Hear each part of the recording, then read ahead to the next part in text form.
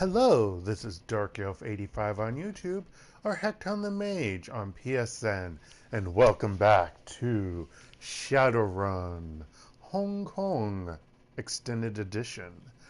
I hope everyone's doing okay. Happy start to Chuseok if you celebrate it, which would be a specific type of people, groups of people around the world, and of course here in Korea.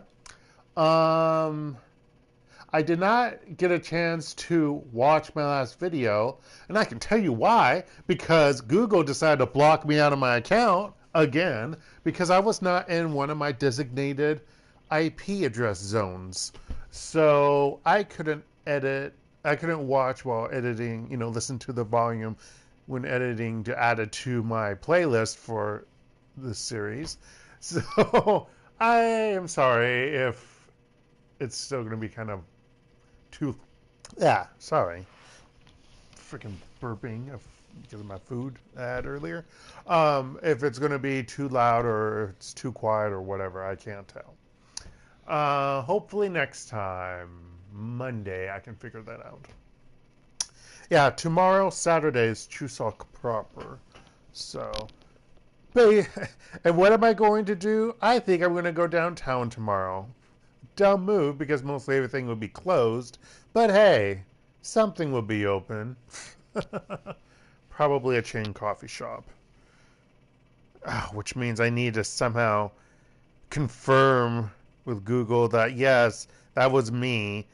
Usually they allow me to go through when after I verify and clear things afterwards, but not always. It's so weird. Google's effed up. Anywho, before I get to playing this, I have to mention some things. Because they're ridiculous. So if you really want to watch me play, if you're watching this later, fast forward. If you're watching me now, tough cookies. No. So I've mentioned I've been playing Fallout 4. And one thing that I forgot to mention Wednesday was that it made me mad. So I guess one thing that can happen in the game is as you're building up settlements and helping people out, people can get kidnapped by or captured by raiders. Well, one such individual from Sanctuary, the main settlement, got taken. And someone was saying, help, blah, blah, blah, she's been captured. And instead of saying, oh, okay, I'll pay, because he didn't have the money to pay the ransom fee. It's like, instead of me saying, okay, I'll pay, it was like 250 caps. I had more than enough money at the time. Not right now, but that's because I bought a lot of crap. But anywho, so I'm like, no, I'll go rescue her. Yeah, so I think I don't remember. No, I mentioned this to my friend. So yeah, I go there, and it was actually an area that I already cleared out, so there was no raiders at all. So I don't even know who captured her. Invisible raiders, ghost raiders, I guess, because she was trapped. What was the area? I forget, but it's an area that has a locked. She was trapped behind and that's locked inside a master level terminal lock. No, terminal lock. Yeah, door lock, terminal lock. I found out I couldn't do it. I only had whatever the first level is, novice maybe. And then when I gained a level doing another thing, I only got up to expert. I wasn't even at the level. You have to be at least level 21 to get minimally, and of course enough intelligence or whatever for to unlock that perk. I couldn't do it. And it made me mad because I failed it. You know, like, I think because it's like only good for like a couple of days or so.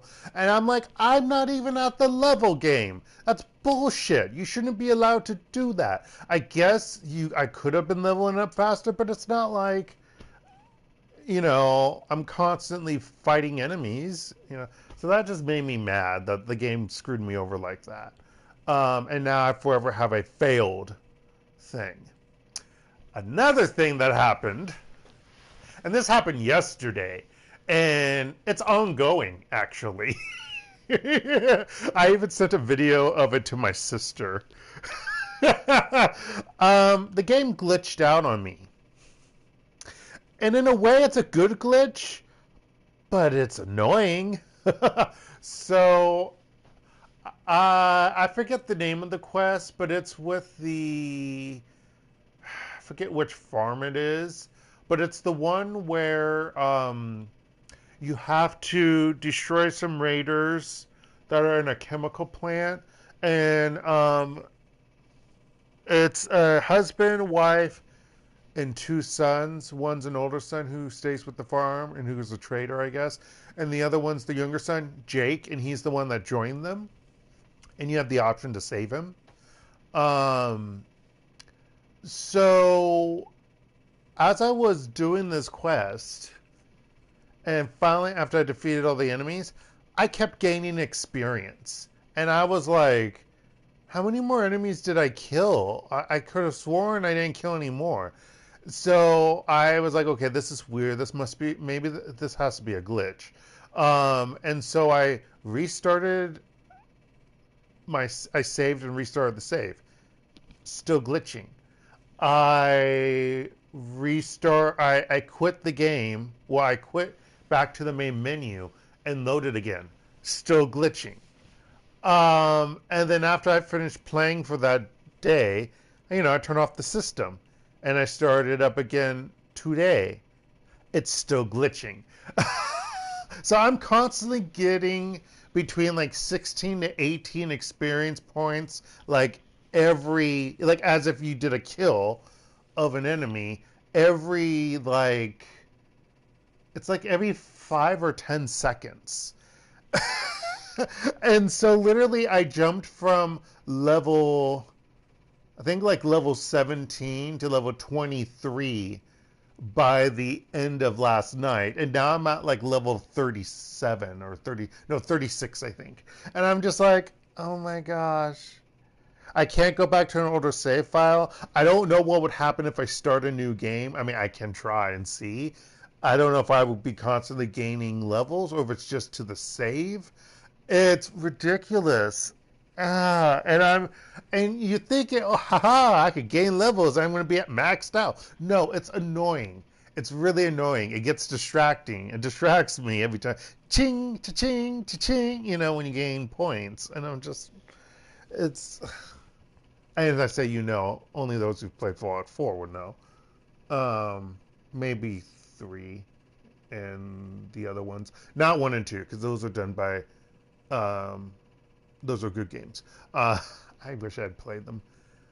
I would have to buy the edited versions off of GOG now if I want to. But yeah, it's glitched out. And it's ridiculous. Almost as ridiculous as when I talk to a character and I want to push down to select the dialogue option, but instead I push down, I inject myself with the stim pack, and then I can barter with them. I'm thinking of Carla. I did that twice when I talked with her. 2 separate times. I'm just like...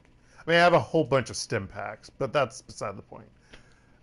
But yeah, I constantly gain levels, and so I'm like getting all my perks and when I'm like, this is so wrong.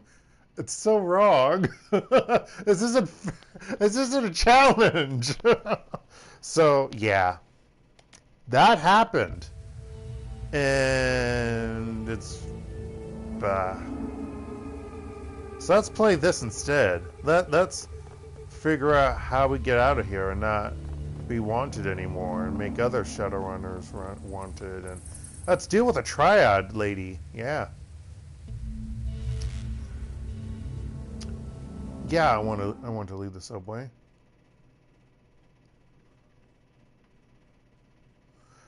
SINless. You scramble up a ladder and through an access way where the sewer system spits you out into the Hong Kong Mass Transit Railway System, the MTR. Crossing the rails, you climb up to the platform and into the station. Above you is Haoi. Or Hoi? Haoi. I think it's Haoi or something. I'm not sure. Again, I'm not good Chinese. Or Cantonese. I don't know either. Well, Chinese is very broad. It could be multiple things. Usually it's Mandarin. But yeah, I don't know anything. Need my sister here. Where the rat shaman and the little Decker plan to plead your case to kindly Cheng, the one woman they know who can help you get underground and off the grid fast. But there'll be a price. Cheng is a Triad boss whose favors tend to come with strings attached. The sounds of a waterfront at night leak down from the stairway to the surface. Peering up the steps, you can catch a glimpse of the night sky, overcast and low.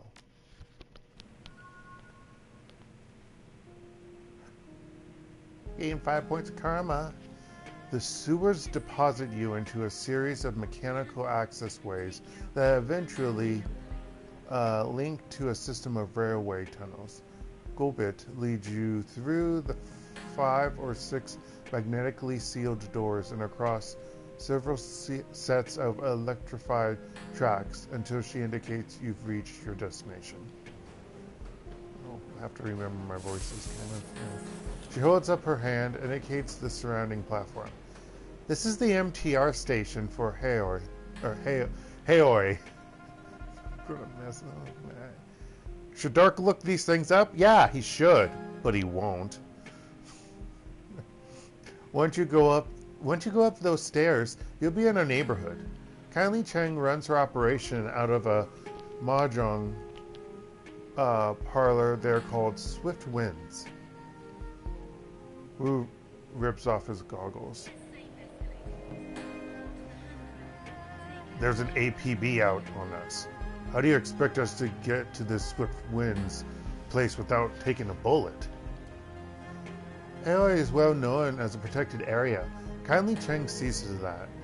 It's a shadow community. Smugglers, hijackers, black marketeers, sorry. You get the idea. Cops tend to give the place a wide berth. Isabel gives a shallow nod. Her gaze remains planted on the floor. Police cameras don't last long here. Between the smog and the cloud cover, we shouldn't have to worry about drone surveillance either. The HKPF won't find you. Not if you follow our lead.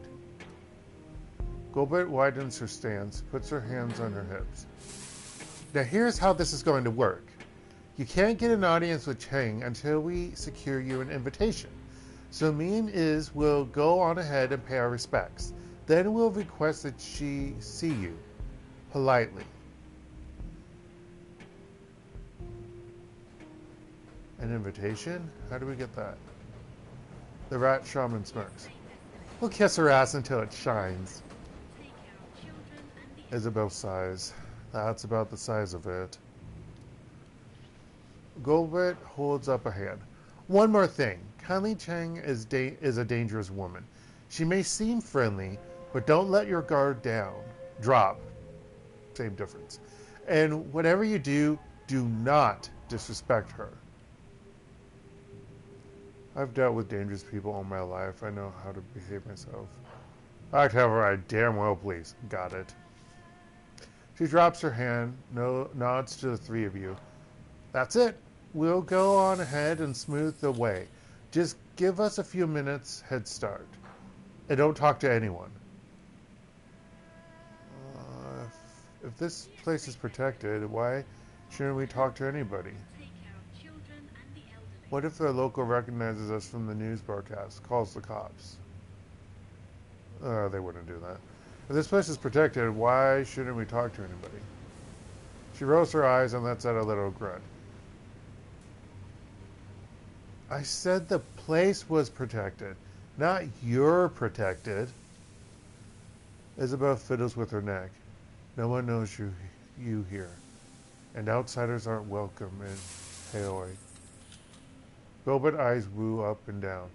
Plus, your friend here radiates cop.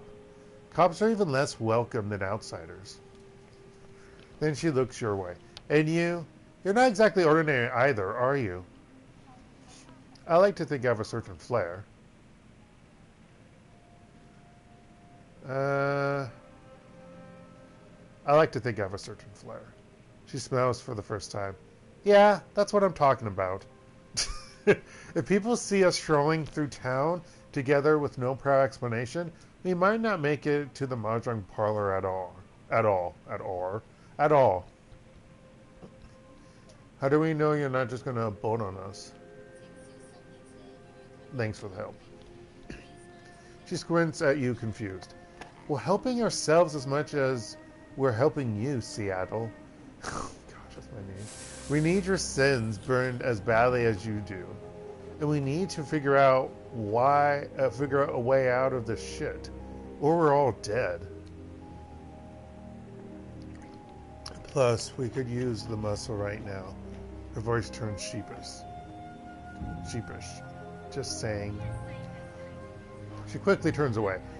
See you at the mahjong parlor. Except we're not supposed to be going there. Also, they're still standing there, but anywho, game. The Shadowrunners' footsteps quickly fall away, and then you're alone with Wu. He grunts something unintelligibly and begins panther stalking back and forth again. Boot prints of sewer water and muck marking his path on the subway platform behind him. Minutes pass. Wu stops his pacing and runs both hands over his face, groaning a sound of anxiety and disgust. I know this word. It dissipates, and he stands there silently, his hands covering his face, and then he begins to laugh. It's a laugh that comes from down deep, from the place where fear and frustration and impotence swirl. Oh my gosh. But the barrier holds. Wu focuses, taking control of his breathing, and his laughter begins to slow. He becomes himself again. Oh my god, Insu. An aftershock of laughter shudders through him. Are you fucking kidding me? What the hell are we doing here? How did we get into this? He drops his hands and turns to you, shaking his head in disbelief. I think I'm gonna lose it. Go ahead, we're alone.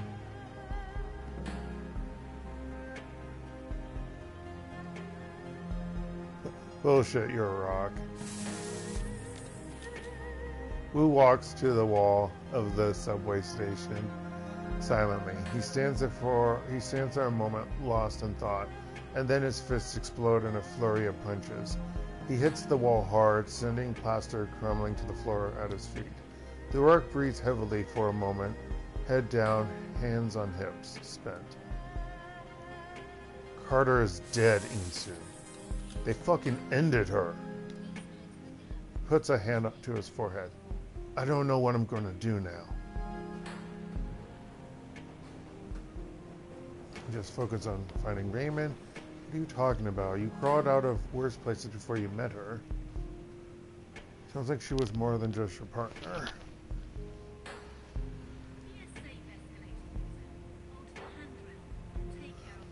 So the middle one, he probably won't like it. What are you talking about? You crawled out of worse places before you met her. He allows his head to loll to the side, whispers. Maybe, but that was a long time ago. He sighs. And I had Raymond then. Seems like you've grown a lot since then. You still need Raymond? Who is hard on you, Duncan? I get it.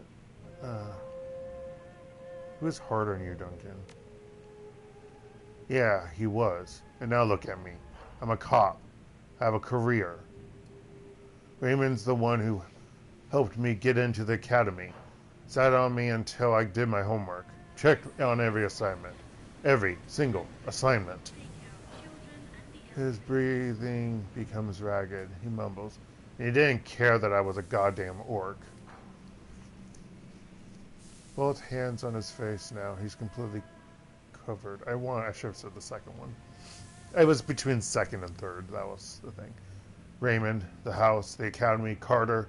I'm throwing it all down the memory hole and burying it deep. His hands drop in defeat. You know why? Because we're going to burn our sins, Insu. Jesus Christ, do you get what that means? The moment we do that, we're dead. To all the world, we're dead. We're wiped clean. He counts it off on his fingers. Raymond, the house we grew up in, my career, Carter, all gone.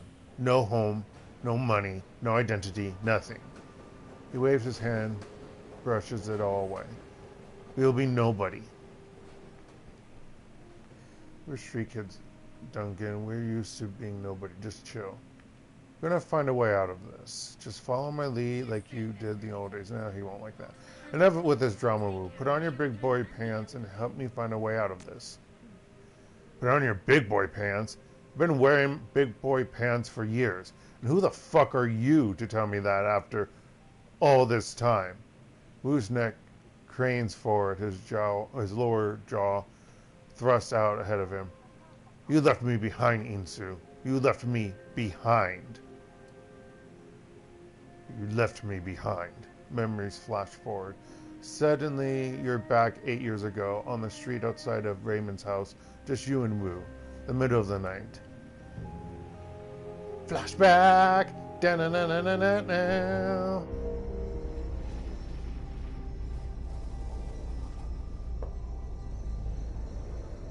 Why do I look the same? That doesn't make any sense. I know, they couldn't have a picture of you because they don't know who you're going to choose. If that's the case, they should have had every single one of those pictures should have a younger version look. They should have.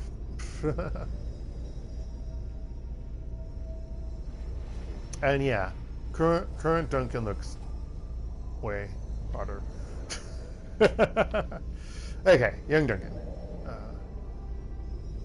He still have a deep voice because yeah, he got it when he was young, right? Yeah, like 12 or something. I assume they said 12. They might not. They may have not said that, but I think they did.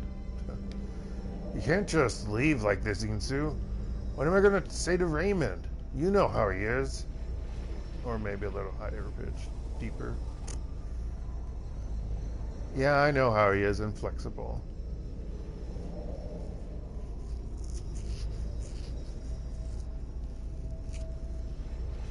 I got something to attend, Duncan, and I can't wait. That's what you keep saying, but you still won't tell me what's going on. What is so important that you have to run out now in the middle of the night without even telling Raymond why? He's distraught. You can see it on his face. Hear it in his voice. He used to be lost without you.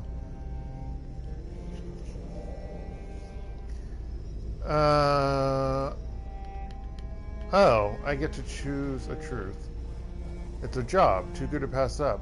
Come on, Duncan, we could use you. You're good in a fight. Some people messed with me, and I don't intend on letting them get away with it. Could use your help. I need to see a guy about a deal, the good kind, the big kind. I've got a friend in a bind, Duncan. That's all I can say about it. I have to go help. Sorry, Duncan, I can't talk about it. I would if I could. Let's say this one. His eyes widened. I thought I knew all your friends. He shook his head. I don't like this, Insu. It sounds like the kind of shit we said we'd leave behind. Look, whatever's going on, I can tell you one thing. Raymond will not approve. I'll deal with that when I get back. I won't be gone long. 2-3 days tops. I know I know. Why do you think I'm sneaking out? Be back before the weekend. Raymond doesn't approve of anything but the life of a wage slave. See you in a couple of days. You remember the look on Duncan's face as you walked away. The events that followed were a blur, one that you don't care to remember. 3 days later, you were behind bars in a private corporate prison. No interrogation, no charges, no appeal. Years later, some corporation bought some other corporation, and the new board of directors pushed through some sort of reform agenda, and the higher-ups gave an order. And then you were out, with a few hundred new units to your name, and one scary as hell non-disclosure agreement ensuring your silence. Not that it matters to you anymore. You were starting fresh, determined, until Raymond tracked you down, left you that voicemail, brought you to Hong Kong, and back together with Duncan Wu. You realize that Wu's been staring at you. Now let's hear it. Where the hell have you been all this time? Why didn't you contact me? At least to tell me you were alive. I wanted to, Duncan, but I was locked up tight. Corporate black site, no communication. It's not my fault, all right? I was in a cell, Wu, the deep, dark kind. You're pissed that I didn't contact you? I was locked up, Duncan, for years. You're a cop. Why didn't you go looking for me? Well, he wasn't a cop at that time. I'll do the first one. No shit. He squints at you. Full lie detector mode. Oh, fuck. I had no idea.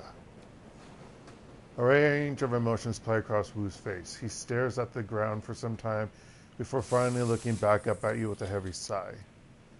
Wow. I really don't know how to process that one right now. He shakes his head. I don't know. If we're still alive tomorrow, we can talk more. This shit is too much. We're marooned on this island, haunted by the cops.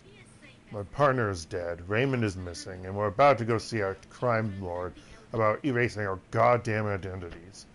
And as a bonus, our only allies are a pair of tiny criminals who would kill us if they could, so they didn't have to deal with this. He rubs his head viciously. Listen, Insu, back in the Barrens, whenever I was out of control, you just handled the situation, remember? With Carter gone, I'm just a raw nerve. I'm afraid I'm going to slip back, and people are going to start getting hurt again.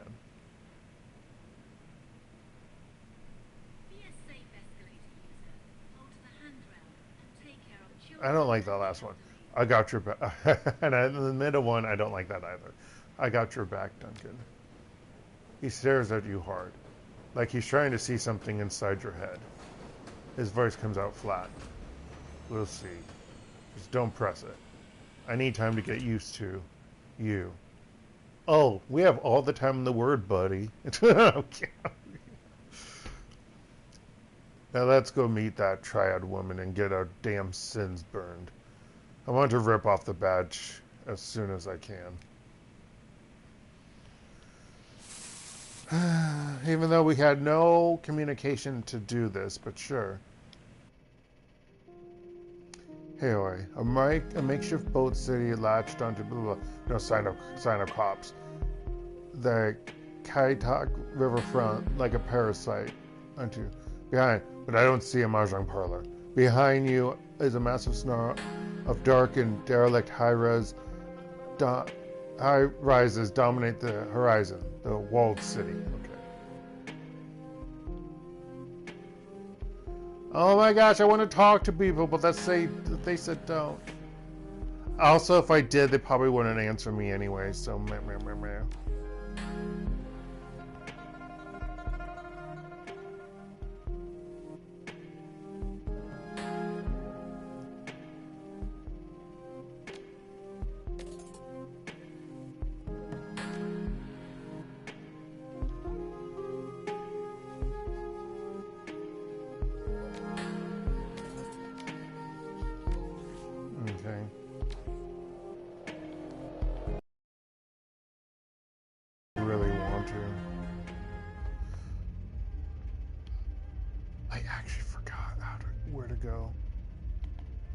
I seriously forgot where to go. Okay.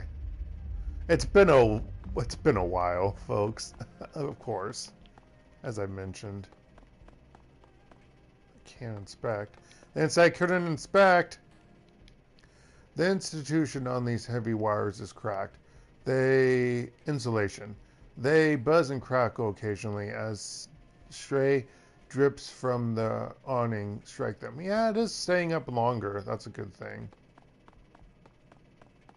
Also, I like how the music just randomly stops. It's...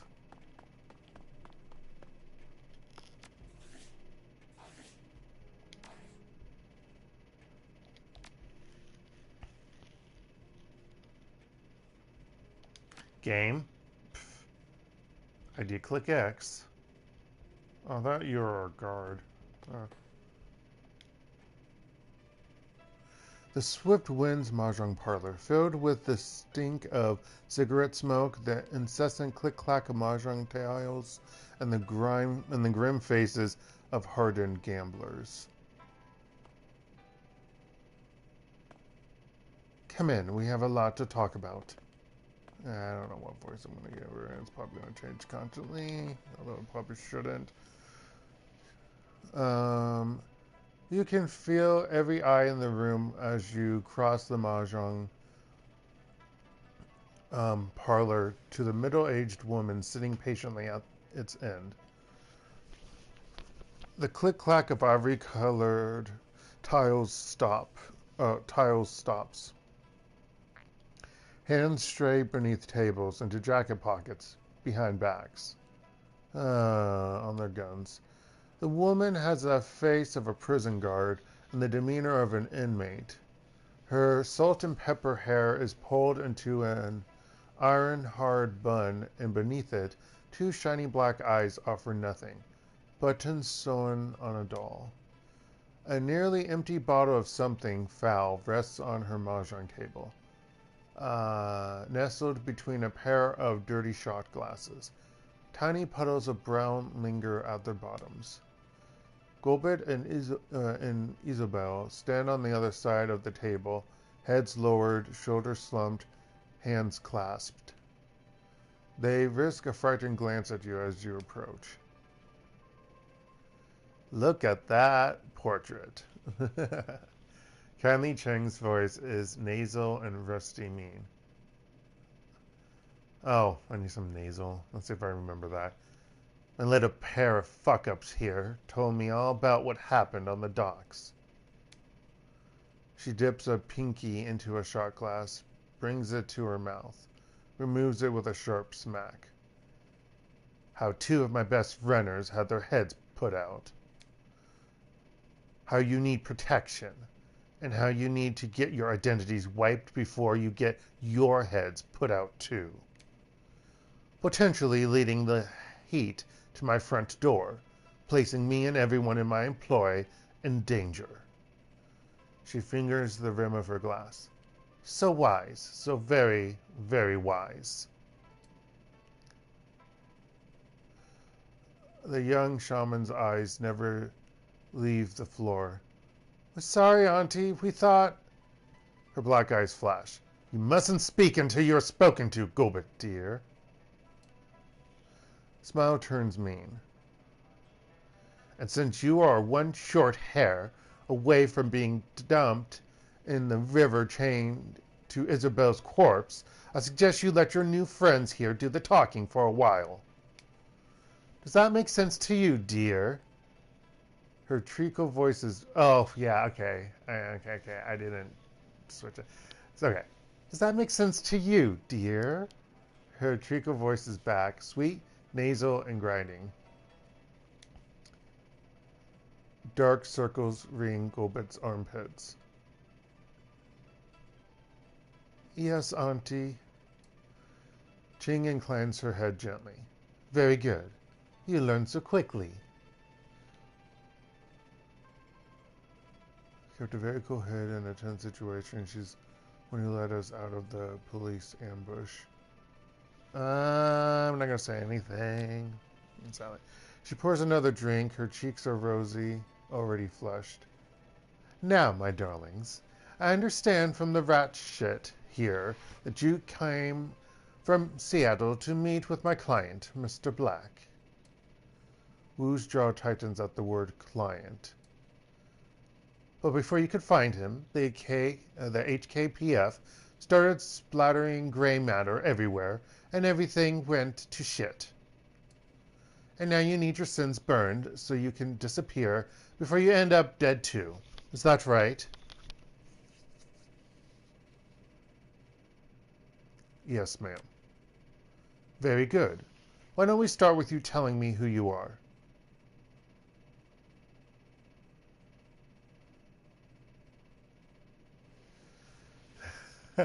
I could do that, but that's not showing respect. That one's definitely not showing respect. My name is Tae. Yeah, and you got a first name, Tae. A profession? I mean, you do want to erase your identities, don't you, dear? I need to know who you are first.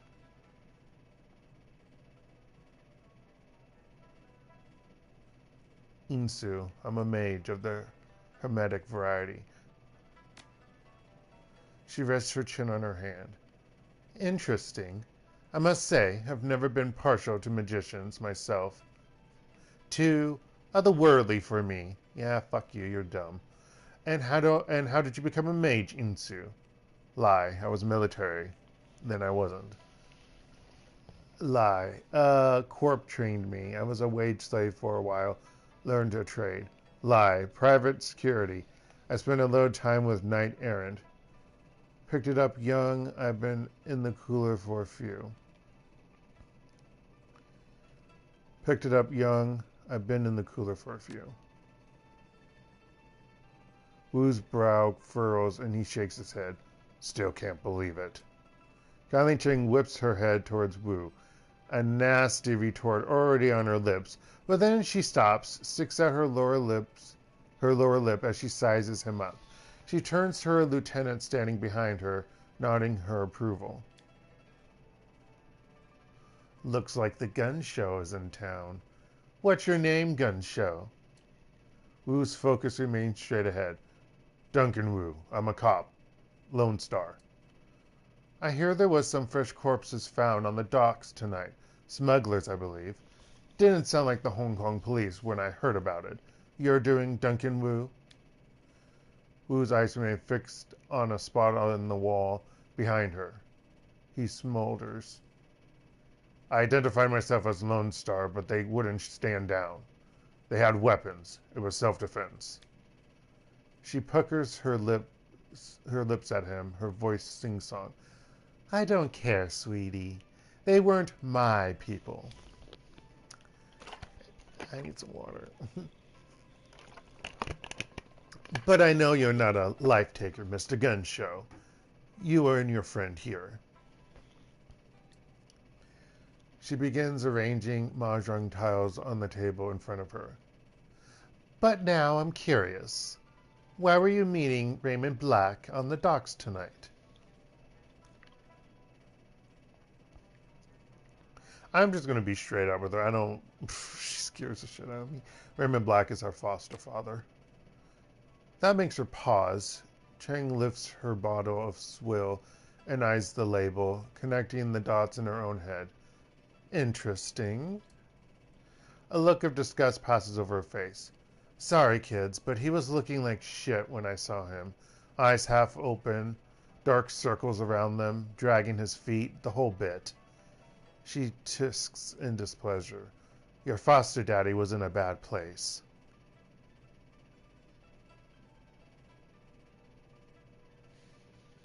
Sounds like he wasn't sleeping. Could be. From what he said, it sounded like he was having nightmares. He would stop in the middle of a sentence and mutter something to himself. One time it was about the walls breathing or something. Another time it was about teeth. Thousands of teeth. I remember him drifting off near the end of our meeting. It looked like he was off somewhere else in his head. He said, I left prosperity in there. Then Nightjaw put his hand on Mr. Black's shoulder. Asked him why he wanted to go into the walled city so badly. That seemed to bring him back. When your old man opened his eyes, they were full of tears. Then he muttered something else I couldn't make out. She pours herself another shot, tosses it back, and rubs her belly. Your daddy got really irritating after a while.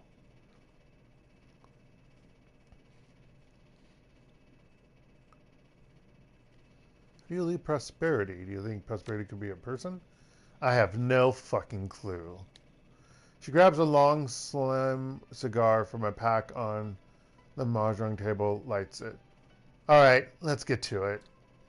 She exhales, smokes, and points two fingers at you and Wu. You two need your sins burned, and you need them burned fast. Hong Kong dragnets are bad news. When they roll in force. Armored personnel, carriers, heavy armor, heavy weapons, sorcerers, the whole thing. And they aren't coming to arrest you. She folds her arms across her chest. The thin cigar bobs in her mouth as she speaks. The good news is I can help you. With a wave of my hand, I can have your sins disappear. But you need to understand, my darlings, is that what you're asking for is not a simple request. Burning a sin isn't just deleting a number. It's wiping all reference to that number from all of the world's largest databases and stuff. It's probably databases. I forgot. You can't just say that. You have to scroll the fuck. It's masking your mugshot in their facial recognition database so that the first camera you walk past doesn't bring them down on you like a ton of bricks. It's covering our fucking tracks so that the act of burning your sin doesn't lead them right to us. It requires contacts in numerous corporations and the UCAS government. Smoke rolls out of the Triad boss's nose. It requires someone like me. Therefore, I need to make a choice.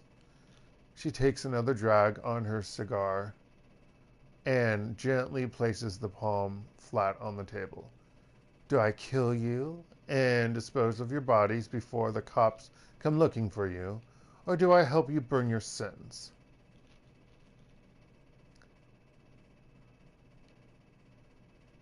From what I've read about the Triads, your first priority should be your reputation. 2 of your people were just killed. It is a loss of face. I'm doing it.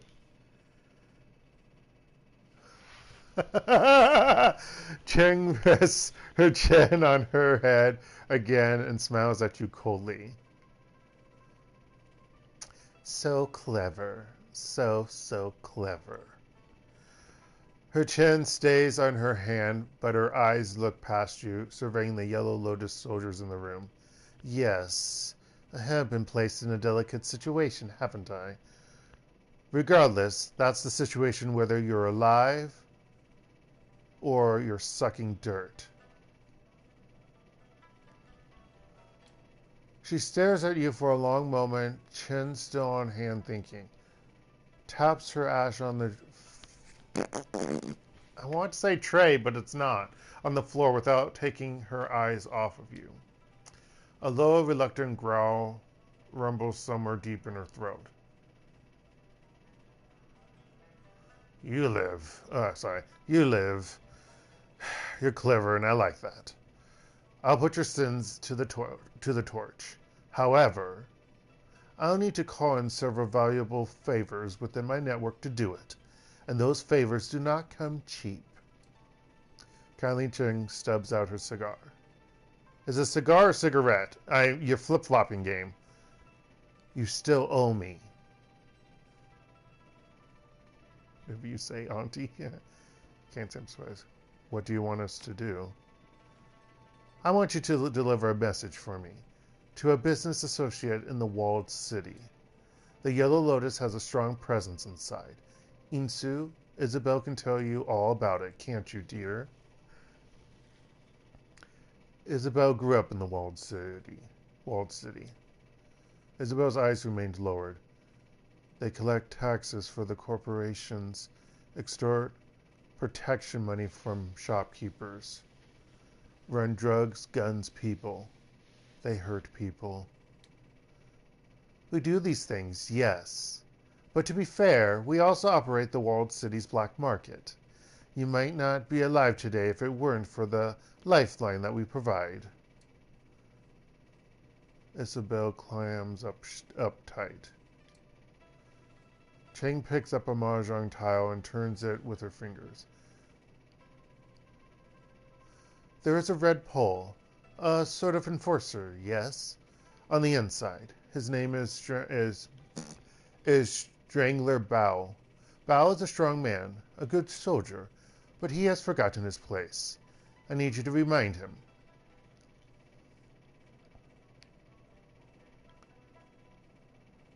Want us to make an example of him? Did I say that I wanted you to make an example of him? No. I want you to deliver a message. She tosses you a memory stick. Bring this to him in my name, and remember that Bao's men are my men. By right, they should all be serving me.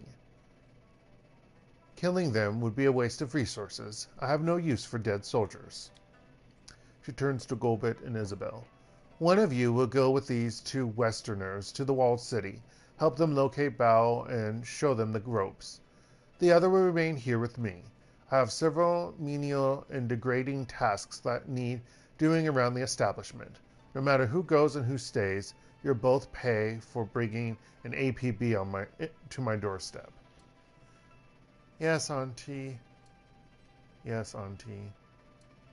Now, I'm going to get... I don't know where I was going with that.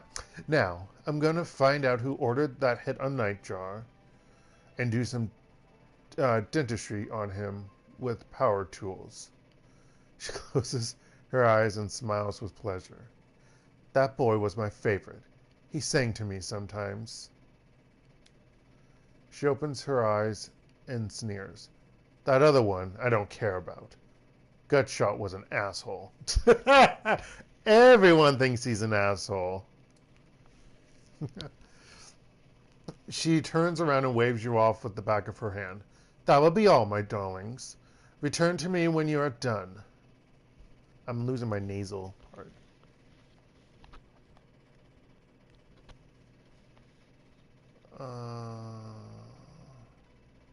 Leave.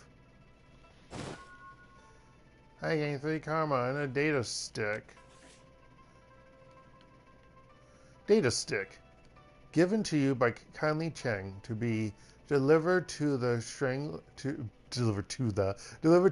Bao in the walled city.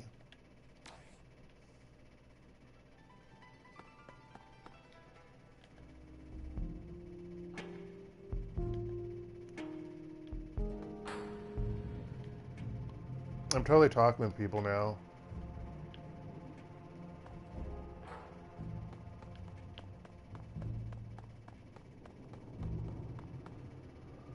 What's annoying is that at least on the computer version, it'd probably be the here too. Every time you come back here, it's all darked out. Or no, sometimes it's not. It is. And literally, I would constantly walk around everywhere because it pissed me off. Smuggler. Just off the docks, you spot a sea-worn man with a smile that's almost too wide for his head. His teeth shine white against the thick black bush of his beard. His clothes are a myriad of colors, patterns, and fabrics. A smattering of cultures draped across his body. If there's anything he's clearly advertising, it's the extent of his travels. You see something you like? His voice is coarse. Oh, you see something you like? His voice is coarse, like steel wool on your eardrums. Come and get it, because now's your last chance. Everything is on sale. Won't find prices like these anywhere else, my friend. You're from around here? No, not I. Not here. Plans to leave these waters soon as I wrangle up enough supplies to do so. He leans towards you, voice lower, breath surprisingly free of alcohol. That's refreshing. Huzzah! There are things happening here. Locals call them dreams. I call them evil. And I don't want no more of that.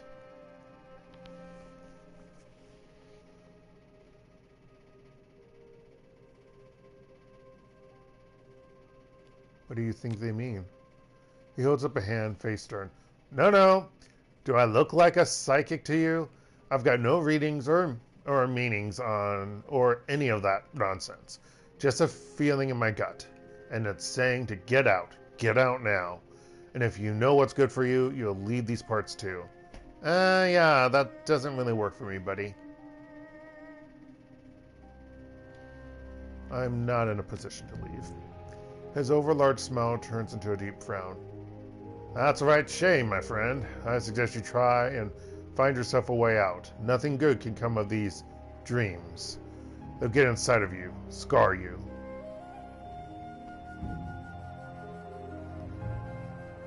Show me what you're selling, you smuggler, you. Oh shit, I do have money. What the fuck?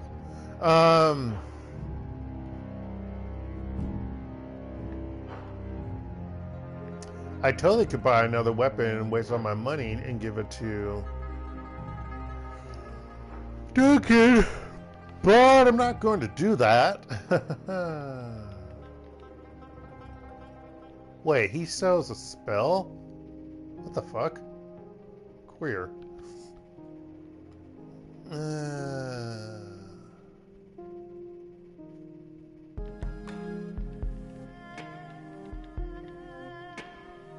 I will buy some consumables, though.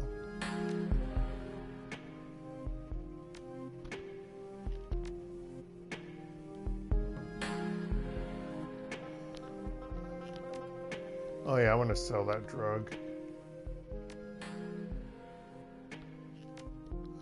Fuck. If I hit the right button, I'll sell it. Gosh. For realsies. No, it's only 37. Fuck you. You suck. Also, me not being able to walk around suck. Oh my gosh. I don't like this. I don't like it at all. Okay.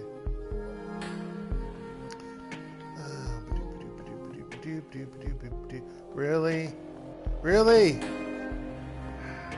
This is why I like the computer version. You don't get this shit.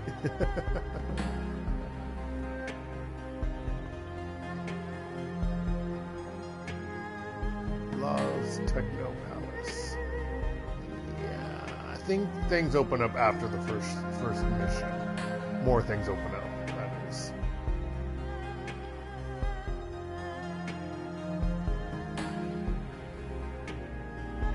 Yeah, more things open up, so we can't do anything right now. Other than talk to the few people as I can. Club 88. Frederick Coffey. I always liked his face. Plus, he has a kitty! A kitty! A kitty with a cybernetic eye. What the fuck? Okay. But, he has a kitty! Man, I want a portrait with a kitty. It would look very cool on the same shoulder. I'm gonna open up my window, so just a moment. Window. Okay. Theoretically, I could open up the back window, but I'm not doing that. Or sliding door.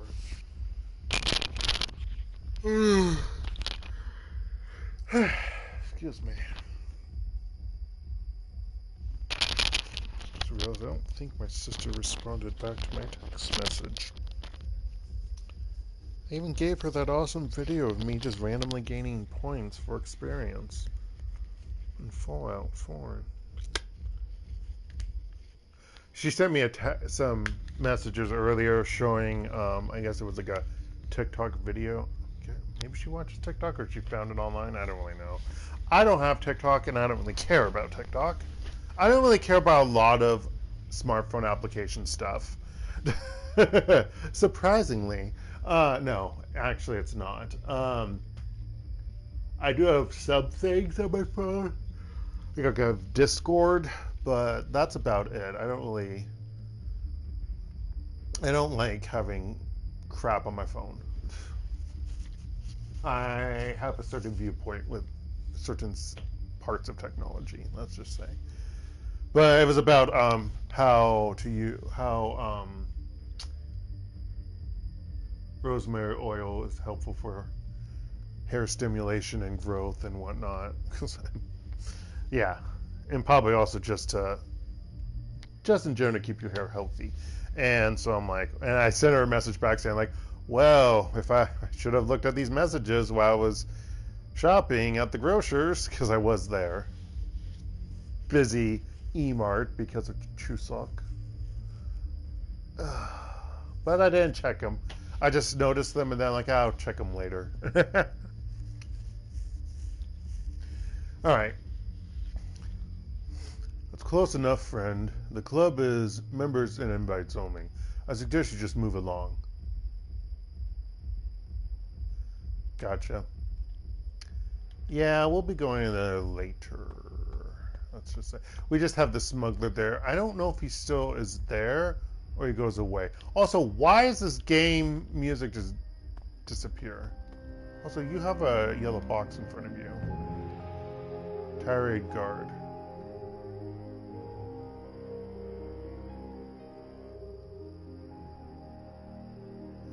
The thug taps his earpiece, gestures with his head. Auntie Cheng said you'd be coming. You can pass. Uh-huh. We're not actually taking the subway. Actually, that would make sense because there are checks.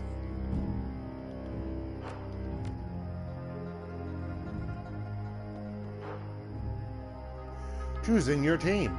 When traveling to a new mission, when traveling to new mission locations, you'll be able to choose which members of your team to bring and modify their loadout for the run. When members of your team become permanently incapacitated on a mission, they'll be automatically extracted for emergency medical care. We won't explain how that works, but just know that it happens. They will be patched up and ready for action the next time you return to Haoi. Avoid this loss of firepower by always carrying some dock wagon trauma kits into the field.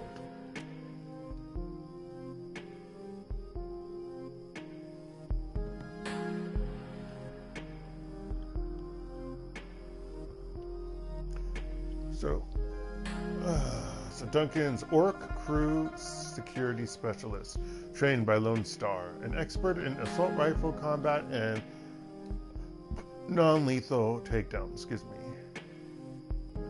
Isabel. I say Isabel, but Isabel.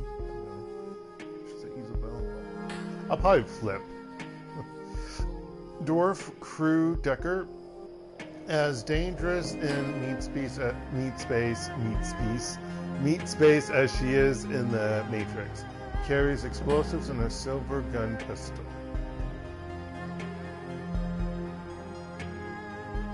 And Gobit, Orc Crew Shaman. A devotee of Rat. Specializes in spirit control, barriers, and area of effect damage spells. I'm trying to remember if you'll need... I don't think we need a Decker. I don't think so, so I'm going to take Gobit.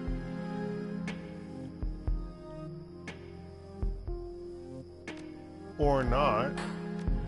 Okay, because apparently I clicked on her by accident. Yeah, I'm going to take...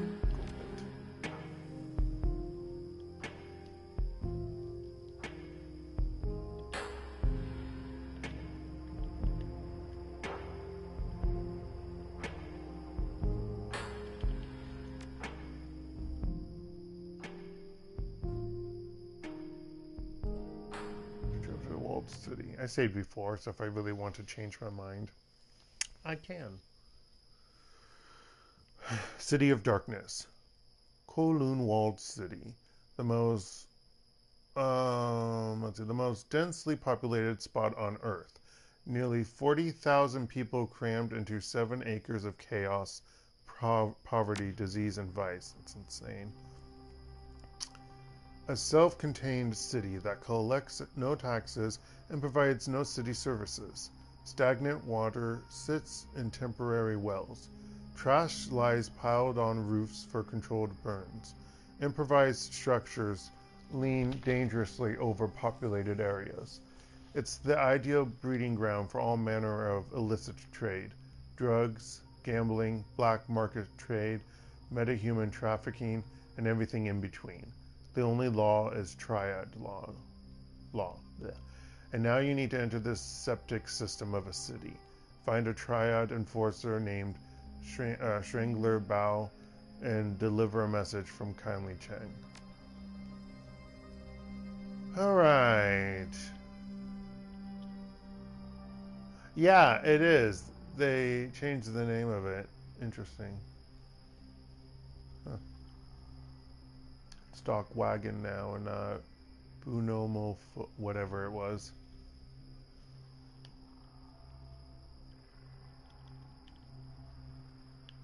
I don't have anything else. I will take that one out and give it to her.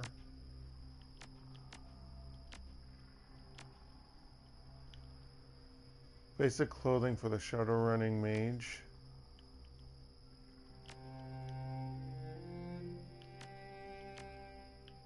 Vest and rags.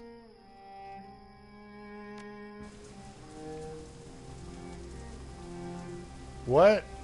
No, I don't. That's a lie. Oh, I've got 3 points. Where the fuck did that come from? That's not gonna help me with anything, so whatever. Foul, oily water rains down from above, mixes with the filth and awful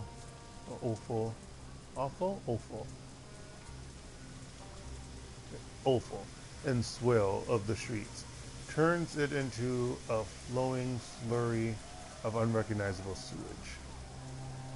In the distance, the sounds of back alley activity add to the ambiance at your arrival. Breaking glass, the crackling hiss of a garbage fire, faint screams of terror punctuated by the occasional gunshot, sex and business and violence and misery blended into one. Wu winces at the sting, waves a hand in front of his face. Raymond said that prosperity is in the walled city, but I don't see it. Why the hell would he want to set one foot in this place? You got me. As I said, the walled city is the worst slum in the Eastern Hemisphere. Maybe in the world. A rat pokes its head out of a fold in her clothing. Squeals softly, she reaches up a hand to comfort it. There's something wrong with this place. It isn't just a slum, it feels poisonous somehow. On an astral level, it churns my stomach to even come near it. Wu nods in agreement. Okay, you were right. This isn't the Barrens. It feels, I don't know, thicker. He goggles the place. Which way? The Lotus Den. That's what Bao calls his little corner of hell. I don't know where it is offhand, but I have a way of finding things. There's a flurry of motion at her hip, and a second pair of beady eyes appears. Gulbit shifts her hand from one rat to the other, stroking each in turn. They probably aren't expecting anyone to come in force. We can kick in the door, drop the guards, hand over the message, and get the hell out. Kindly doesn't want them dead. She wants them to remember where their loyalties lie. It's tough to remember much of anything when you've got a bullet in your head. I mean, we could kill them, but if you really could kill them if you really wanted to. Technically, Bao is the only one that has to live, but I'd rather keep Auntie Cheng happy than piss her off again. That'd be up to them. This group's safety is my biggest concern. We don't need to risk our neck.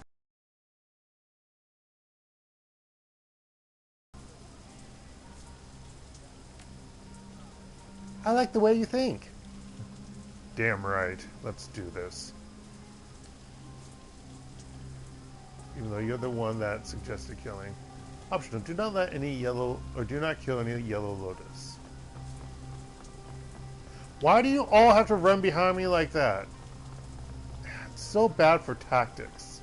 Ugh. I think I may have had Isabel the first time when I did this. I don't remember for sure. Merchant. A bedraggled old woman looks up from her sewing at the sound of your approach.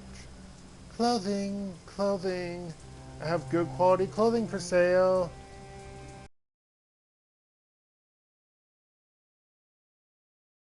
What's the news here? Anything interesting? Interesting? Heh. Here? Sorry, not here? No.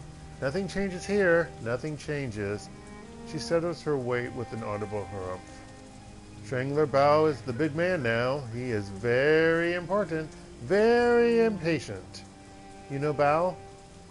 Yeah, we're real close friends. I hate the bastard. We'd love to meet him. Well, he requested a suit. Well, no, a suit. Not sweet. I was really thinking sweet, but it makes sense. Well, he requested a suit, and it took only 1 day longer than expected. The bastard refused to accept it. She spits. You see, your friend Bao. You tell him that he still owes me for my time. You see that you do. Now, what else do you want? Ever heard anyone say prosperity is in the walled city? She cocks her head like a dog listening to a noise that it can't understand. I'm remembering bits and pieces of this game, and I do kind of remember about prosperity. So, prosperity? She sounds it out to herself. I don't know what that means. Oh, that's so sad. Walk away. Later, lady.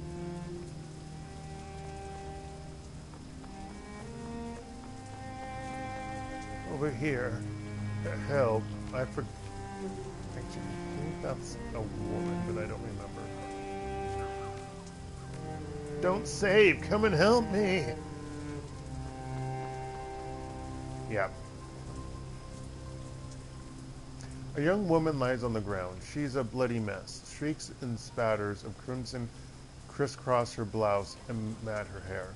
Judging by the quality of her clothing and the bag on her shoulder, you'd make her out as a student. She's out of place here, as a librarian would be in a game of urban brawl. She struggles to move, but she's clearly exhausted. The dark circles under her eyes tell you that she hasn't slept in days. When the woman sees you heading her way, her face hardens. You see her hand slip into her jacket pocket, but as she studies your faces, the fear in her eyes gives way to curiosity. You're the one who was asking us to come over here, so don't you dare try to, like, tase me. Jeez. You guys don't look like you're from around here. A hacking cough shakes her, but her eyes remain fixed on you. What happened to you? She looks like she can barely keep her eyes open. Predators. I'm okay, though. The blood's theirs. Though I'd rest here for a minute before I get back to work. I'm a student at HKU. She glances around watchfully, over your shoulder at the buildings looming above her, into windows nearby. Doing some research. Gotta finish before I can leave. This place is dangerous. What are you doing here alone? You look like you haven't slept in days. That's because I haven't. I've been living with a family in one of the inner blocks. for the past few months, working on my thesis. It was bad, but I could. I could handle it.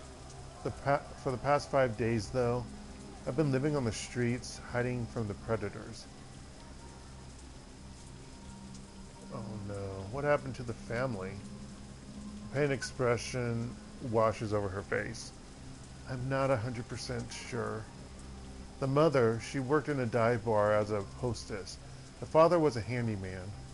They never really went anywhere. Didn't have the money to. I woke up one day and the whole family was gone. Just gone. I squatted in their place a while, but then some people started coming around, eyeing the place. I figured I should get out, finish my research as fast as I can, and head back to campus. Then I got sick. Wu grunts. What kind of research would you do in a place like this?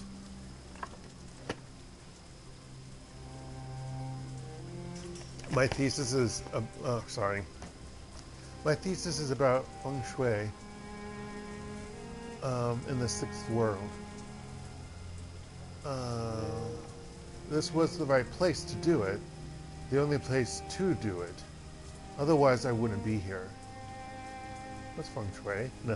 What does feng shui have to do with the slum? Still in the data gathering phase, or are you attempting to verify a hypothesis? The student's tired face brightens. Verification. You know much about feng shui?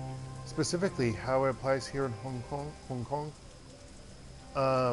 I know some. I mean, I've heard things and seen things about it, but yeah, a little. Why don't you educate me?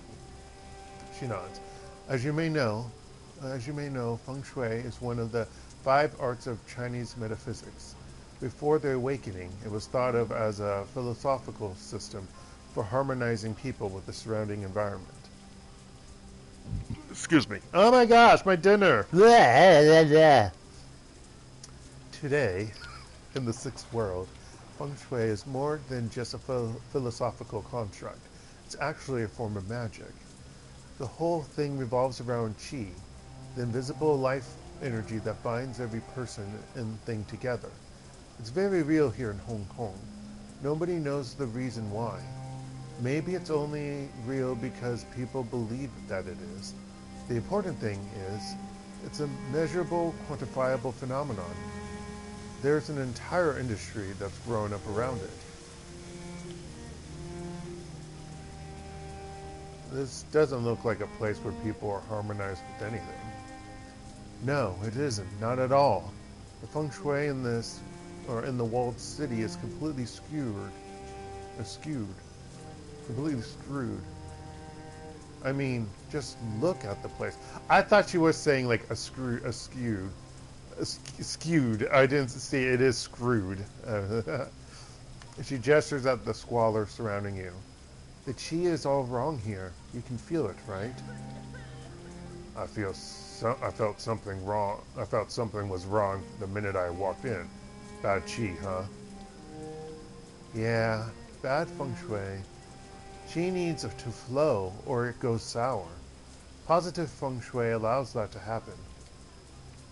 The woman clears her throat, then lets out a hacking cough. The effort requires a moment for her to recover before she speaks again. You know, I hate to admit it, but I could use some help. I started running an, well, I guess you'd call it an experiment of sorts. Nothing conclusive, just a few quick trials to support my hypothesis before I go into hardcore data gathering mode. Crumpled note. There are only a few things left to do. If you could finish them for me, I could get out of here. She holds out a crumpled piece of paper. Please, follow the notes on the sheet. Duncan takes the paper from her outstretched hand and examines it, frowning. Just say what you need us to do. I need you to make adjustments to the area's feng shui. My notes will tell you how. The goal is to remove sources of friction and to record the results. My hypothesis is that even small adjustments can have a measurable impact on chi flow. If I'm right, it should improve, and life here should get just a little bit better.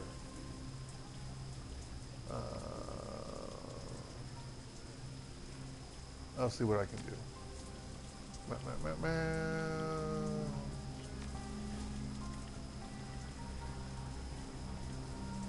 Let's see. The note has a list of repairs. Most of them crossed out.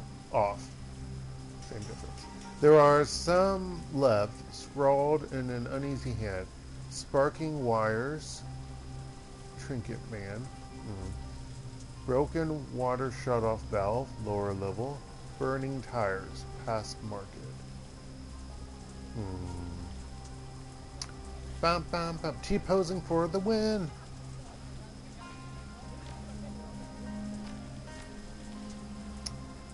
Pow pow pow.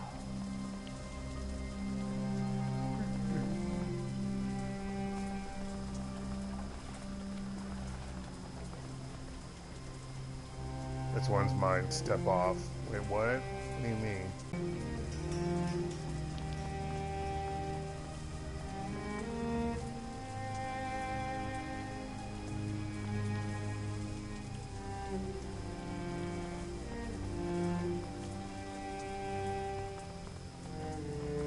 Merchant.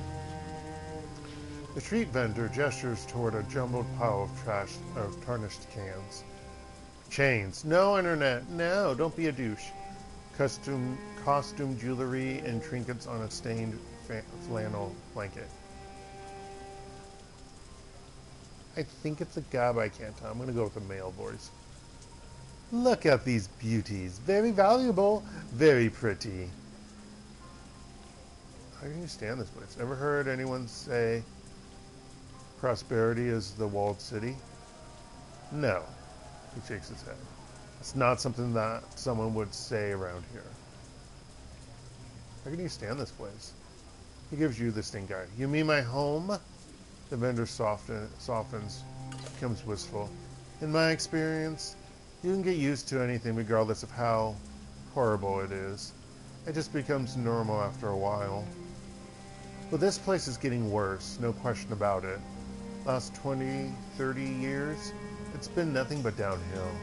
Nothing goes right here. Maybe you can change that, though. By buying something, eh? Show me what you're selling. Shit, I wasn't paying attention. Fuck, they're expensive. These are expensive, sir. We're gonna buy number 2.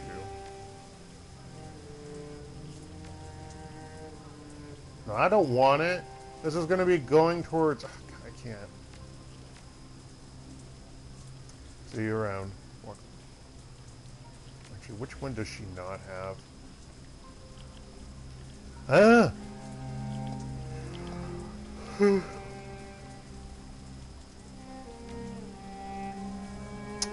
She doesn't have Earth, so that's good.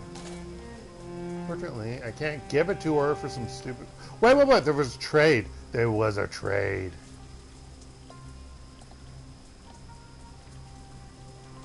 No! No! Where is it? I thought I put it in my inventory. Did I not? Apparently I put it in stash. Sure.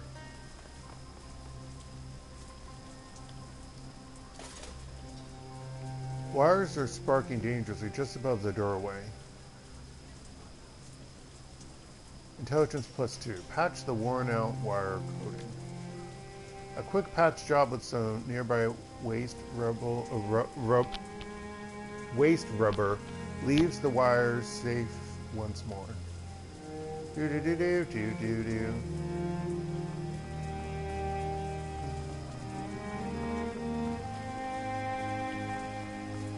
This guy's so somber. I see a fight coming up. But before we do that, I need to get some more water and step out for a moment. So I will be right back, folks.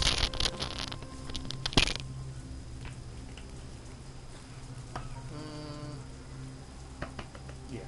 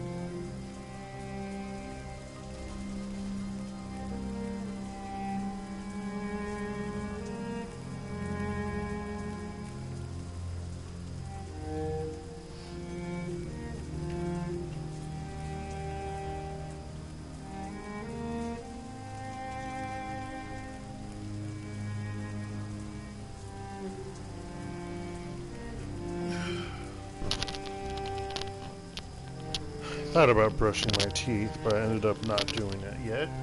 Instead, I got some sparkling green apple water and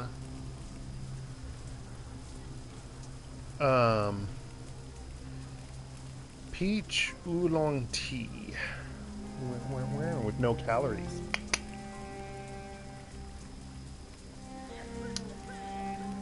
Oh, it tastes good.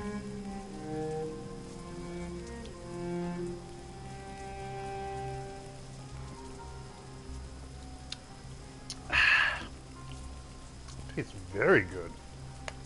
Should have bought more. I bought two, not one. They were 900,000. No, they were not 900,000 won a pop. My gosh, that better be the best tea of my life. No, they were 900 won a pop, or a can. So, around $1. But, meh.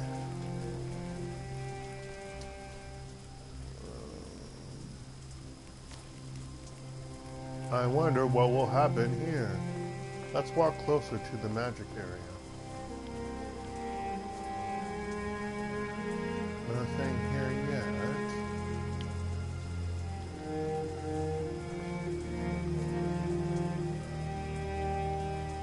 The market stall has been picked clean, its owner replaced by a pool of dried blood.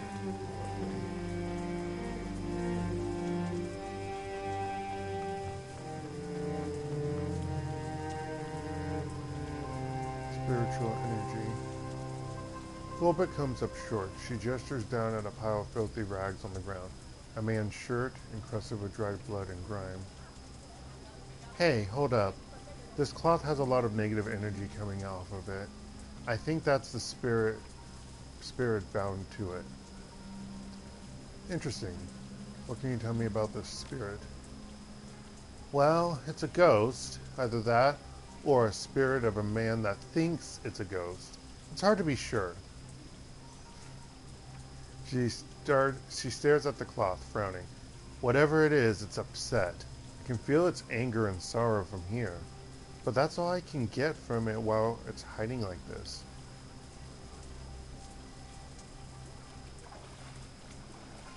I could coax it out I could coax it out of I could coax it out of the cloth and talk with it if you want. Maybe it'll lead to something, she shrugs. Or it could attack us and rip out our souls. There's no way to tell without trying. Go ahead and do it, Gulpit. I want to hear what the spirit has to say. Sure thing. Her eyes go beady, and her nose crinkles, which is what I said. I thought I said her eyes goes, but no. So, just let me try to establish a connection.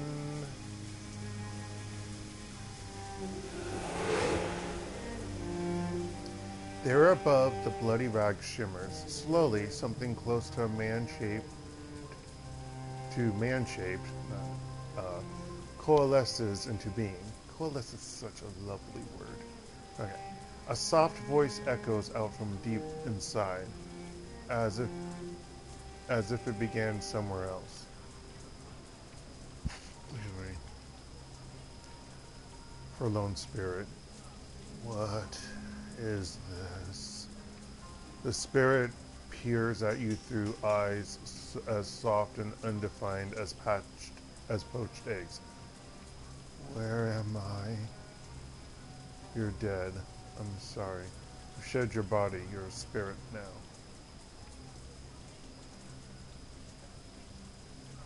Kowloon, the walled city.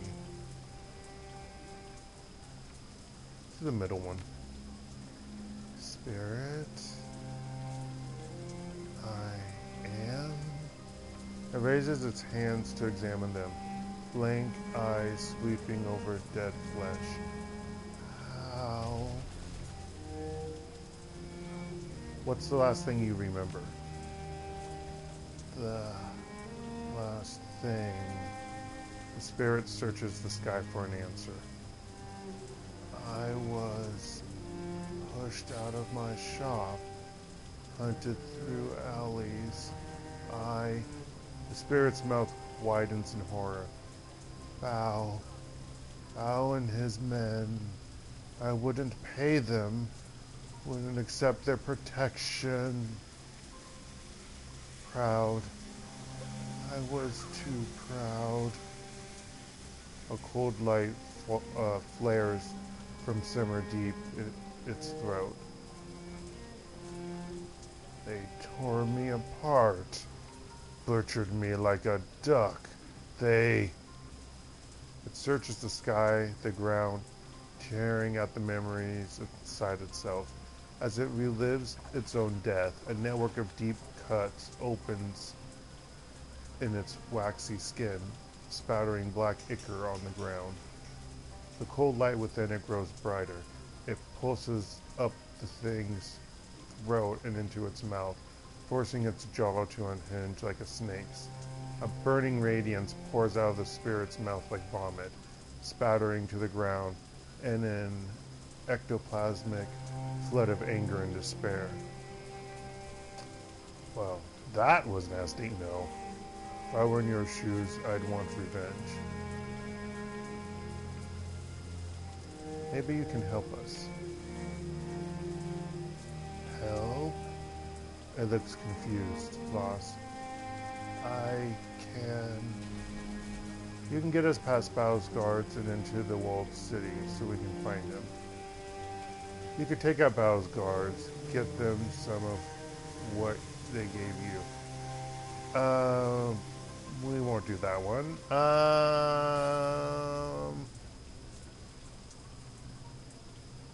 The first one, I don't know if he's still gonna kill.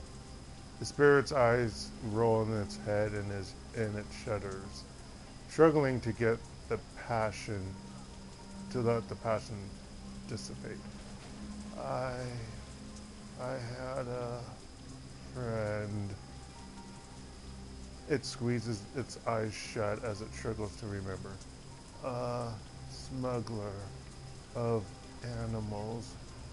He had a space, hidden, secret. Yes, Spirit, tell me more about the secret space. You know what? Screw it. You deserve your revenge. See those guards? They work for Bao, the man who had you killed. Okay, no. No. As much as I would love to, no. Tell me more about the secret space. An entrance in the sublevels. The spirit clasps its head in its hands. A chute, a door, red paint, and numbers 5, 4, 6, 5. 5, 4, 6, 5. Thank you, Spirit. The entity squeezes its eyes shut and turns away. 5, 4, 6, 5. 5, 4, 6, 5. 5, 4, 6, 5.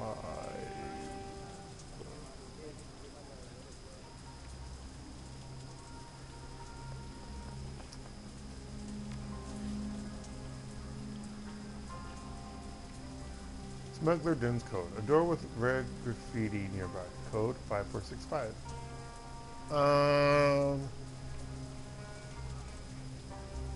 Lower level.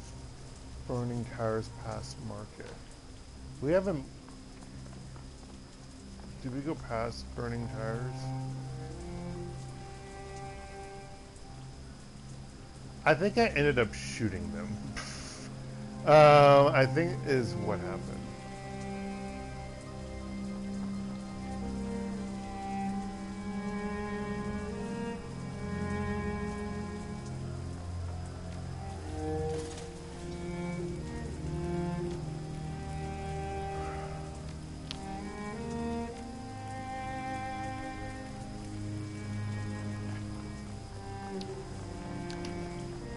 Wait, so where is it?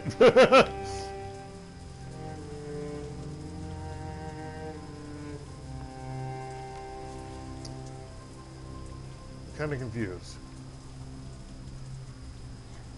A door with red graffiti nearby. Where?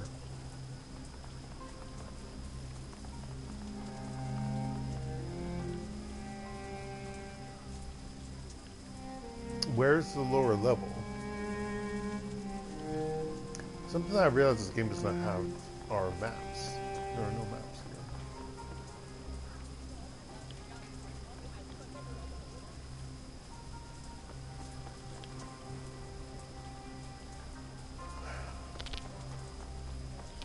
Oh wait, can I go up here?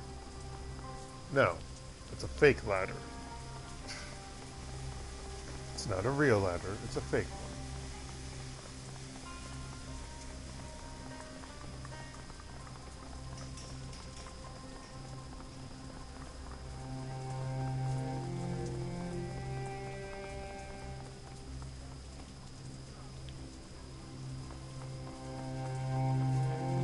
Maybe I need to talk with you.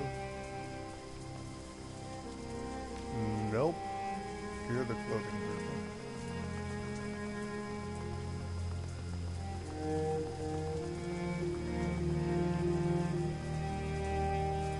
I can walk through trash. Walking through trash all the way. But not through cables. Or whatever that is. Okay, we literally have to walk through where the guards are. So I'm really confused. Thought we wouldn't go that way. This game confuses me.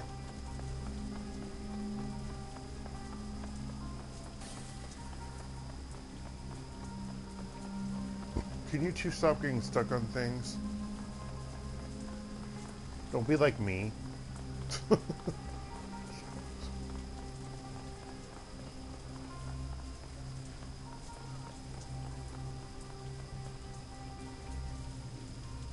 A well-muscled Triad member looks up from his PDA, bored but alert. Behind him, other Yellow Lotus soldiers take notice and turn to leer at you. You're in the wrong neighborhood, tourist boy. Yeah, let's have a Southern accent. You and all your little tourist friends. I'm a local jackass. I work for kindly Cheng. We all do. Show some respect. The Triad soldier sneers at her. That so? Then you already know that you shouldn't be here. That fossil doesn't run things around here anymore. His hand strays to his jacket and a conspicuous bulge in the fabric. Ow, oh wait. No. Could be a gun. Oh, sorry. Could be a gun, knife, or blackjack. Just get moving, little girl. Best move before we hurt you all real bad. I'm not gonna tell you twice. We're to deliver a message to Shengler Bao. Relax, we're just here to check in on the local merchants.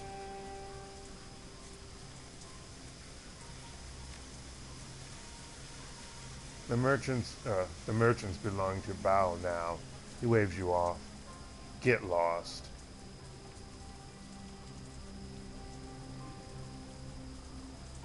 Okay, how do I go? Oh, is this it? No. How do I do it? Where's this fucking red door? It's pissing me off.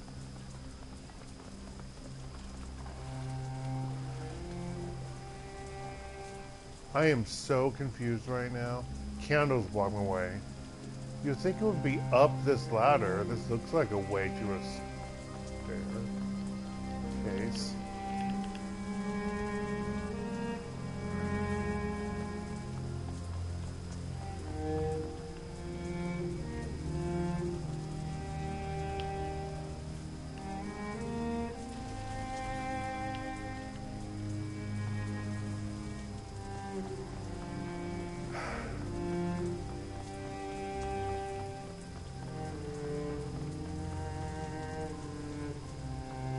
Oh, I forgot. Maybe it's this person over here. No.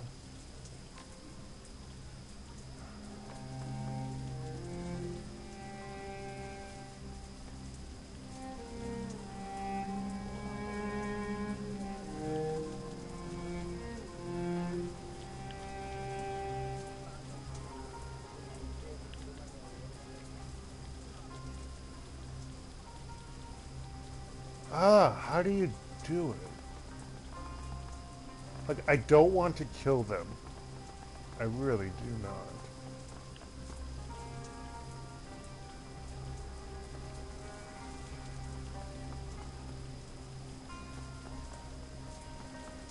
Wait, I can walk over this one, but I can't walk over this. Oh.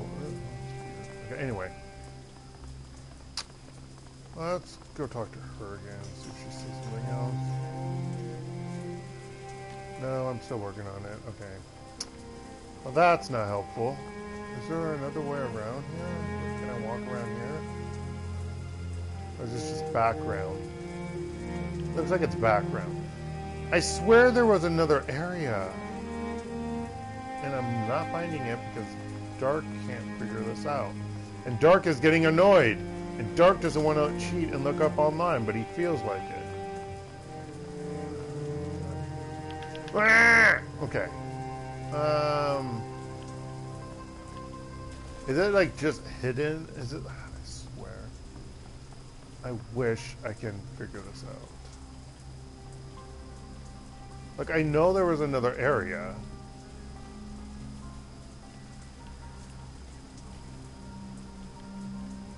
I just don't know where.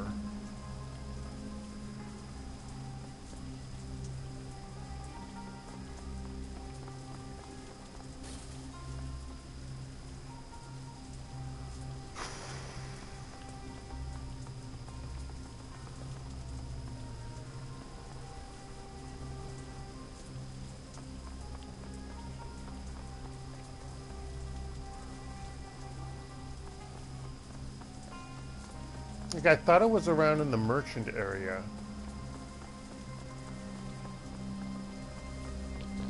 Or the market area. That's what I thought.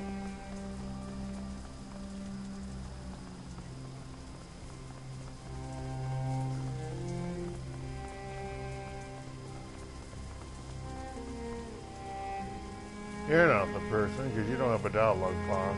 No. No. Okay.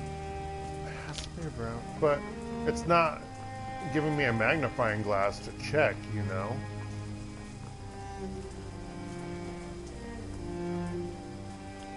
Like, I can start fighting from back here. That seems weird to me.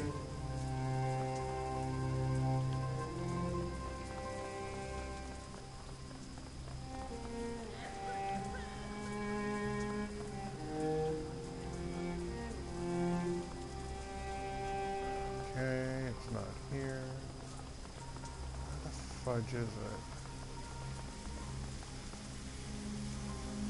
I like how I can walk through this barrel.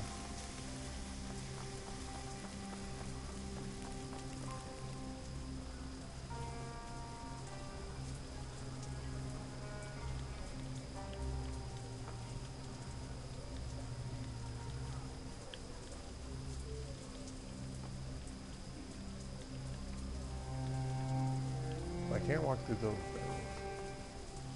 But seriously, he gives me this code.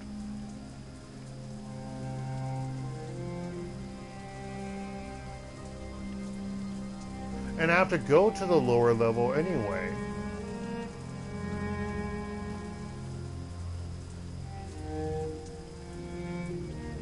Lower level, which I don't understand how to get there. Dark is not able to figure this out, and it's pissing him off. It's pissing him off. Like, I don't think I need to kill those guards.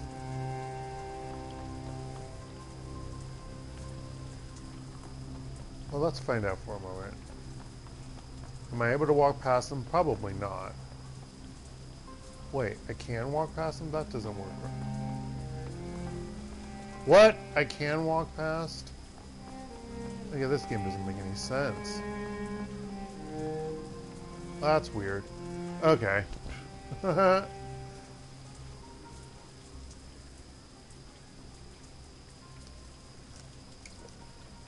Probably if I walk... I thought there was more to this area. Probably if I walked towards the den, they would aggro. You come across a heavily muscled Triad soldier screaming at a bearded old man holding a bleeding nose. The punk wags a cheap, disposable crid stick in the old man's face. This, the bright plastic case would look cheerful if it weren't smeared with blood. This isn't enough. You've got two options, old man. You can find a way to pay me all the money, or you can drag your bony ass deeper into the wall. Find a spot for yourself there with the pimps and the predators.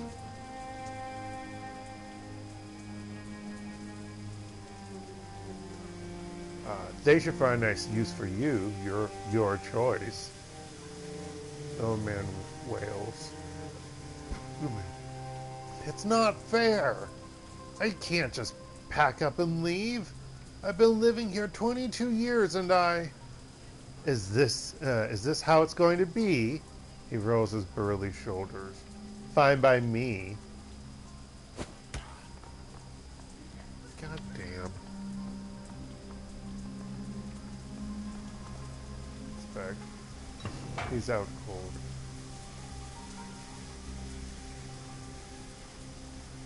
Did I really need the code? Because he just opened up the door.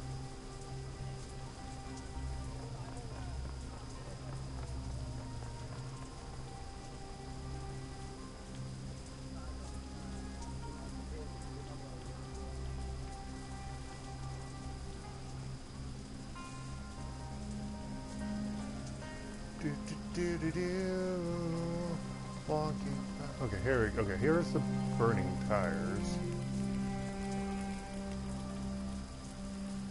These tires have been set aflame and have been burning for some time. The smell is awful.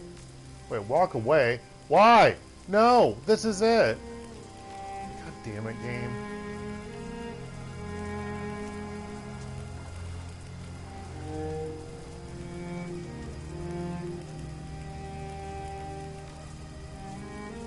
This is not it. Why? Why, game? Why? Why do you show me this thing when I needed?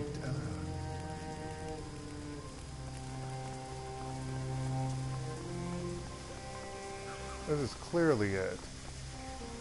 Oh. Duh. That's why.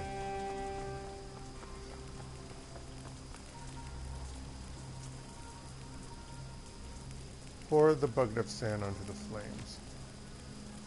The flames are satisfied beneath... Or no, that's not right. Are stifled beneath the dirty sand and soil from the bucket. I need... broken water shut-off valve someplace around here. Oh, that's there. I didn't even need to put in a code. So I'm kind of confused.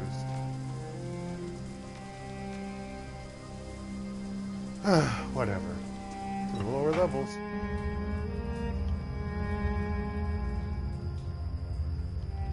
I saved and they saved. I don't know if that's a good sign.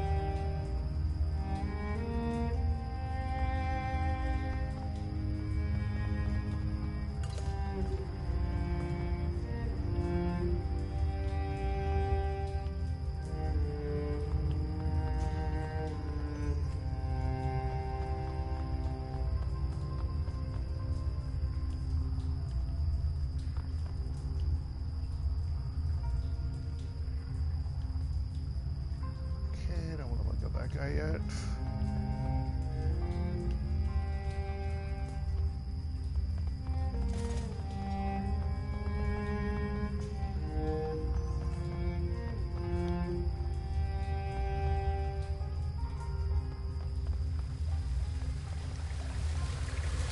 There's leaky water.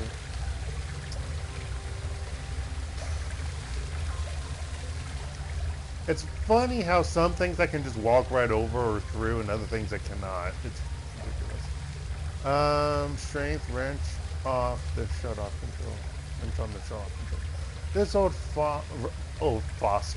this old rusted water valve might be able to close off the flow of water that's pouring out of the broken pipe. Duncan, can you give me a hand with this? Duncan steps up to the valve. Sure thing. Shouldn't be too hard. The flow of water ceases. Less clean water will run off into the streets now.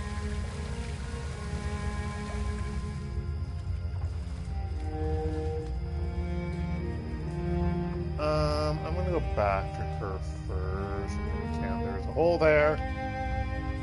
Like, see, I'm gonna go back to the woman because I want her to leave here. She needs to go back to the university. Go back to Hong Kong University, please. This really is no place for you.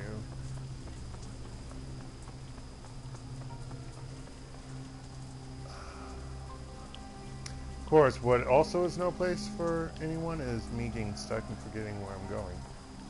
I need to go up this way. It doesn't look like it, but that is the way I need to go.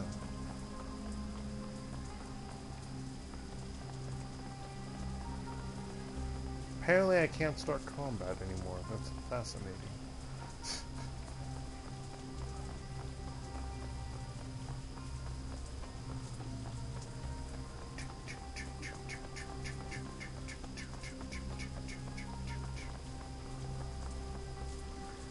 The young woman startles as you approach, fumbling for something in her pocket.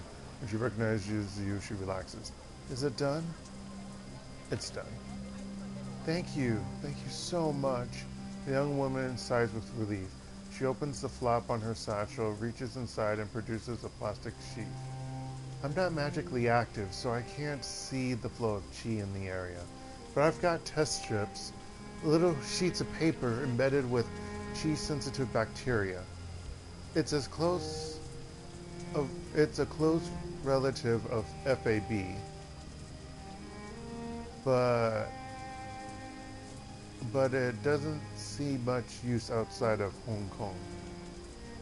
You know, you have two people who should be able to see the flow of chi, especially a shaman. But yeah, anywho. She pulls a strip out of the sheath and holds it to the air. Within seconds, it turns ink black. She lets out a dejected sigh, her eyes shifting from the strip to her watch, to the strip again. She looks utterly defeated. Damn it. I've been making adjustments for weeks now, trying to get the chi to circulate better, and nothing seems to work. If anything, this one went bad even faster than the control strips I took when I got here. Any idea why?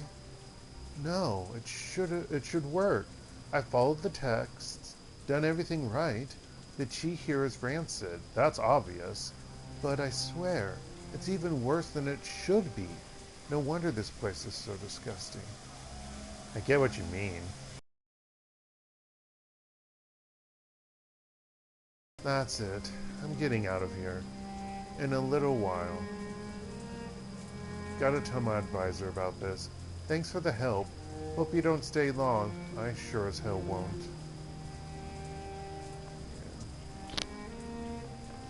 Yeah. It's a cursed place. It's a cursed city. Well, call it a city, but I mean it's in Hong Kong. That's a city in itself, but yeah, part of Hong Kong. Now I can fight them again. That's so queer, game. Make up your mind.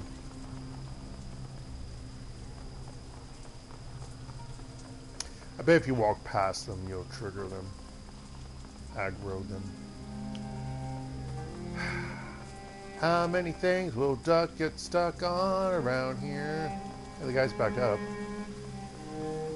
I could fight all the way from back here. That's hilarious. To lower levels.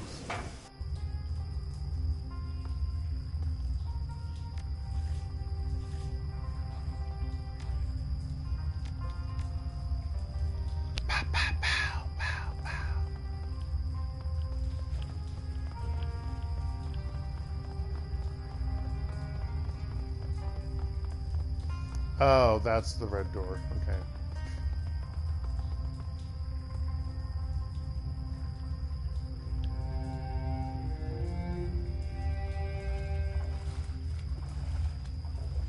Let's just see what happens when I click on it. The door is secured by a lock with a badly dented keypad. The keys themselves are deeply scored, as though somebody had gone to work on them with a penknife. Maybe this isn't it. I forget if you have Isabel with you, if she can deck in or not. Other games like, oh, even though you have a decker, you're the one who should be doing this shit. If you're not a decker. Woo-hoo-hoo.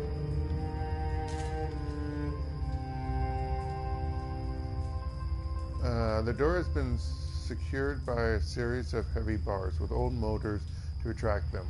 A stained and soiled keypad has been set into the door frame. Inspect. Maggots churn within stews of unidentifiable ingredients. Ew.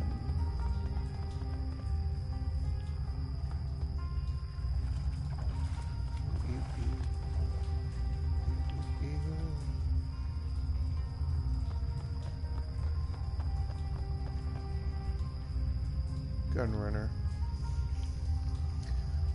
A tubby man with a twice broken nose glances up at you from a pile of gun parts. He offers you a gap-toothed smile. Nice firearm here. A nice firearm's here. Good for protection. You got a husband or a wife? You got kids? You keep them safe with one of these beauties. Quality is guaranteed. Your satisfaction is everything. You want to buy?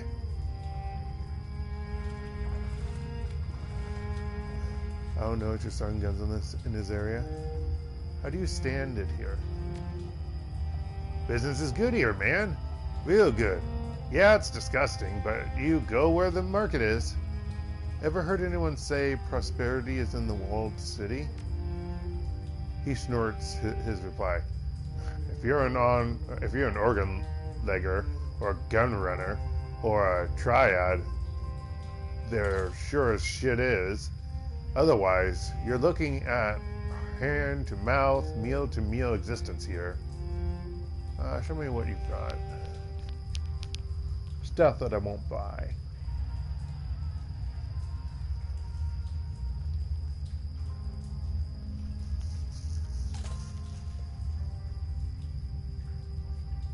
Actually, what gun does he have? Does he have an A.K.A. He might have an A.K.A. Bow, know you're selling guns in his area? Got Bow's permission to sell weapons in this stall, and selling a lot of them, even more than usual, he grins. That's good for me. No, thanks, gotta run. What weapon does he have? No! Oh no, he has a Simapol BZ 88V. No, I totally know what that. Oh, it's a rifle. A basic check-made assault rifle known for being cheap, reliable, and ubiquitous.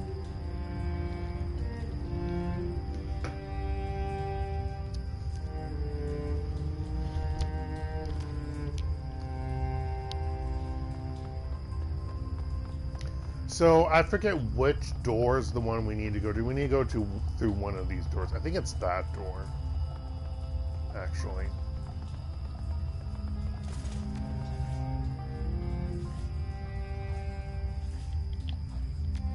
No.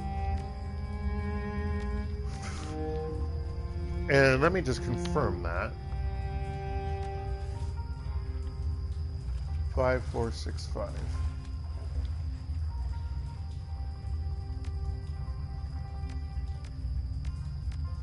Yeah. And I don't feel like brute forcing this one to see what's in there. But I do want to talk to that asshole. Of course, if I end up having to kill him, I'm going to reload because I don't want to do that. But I do want to talk with that asshole.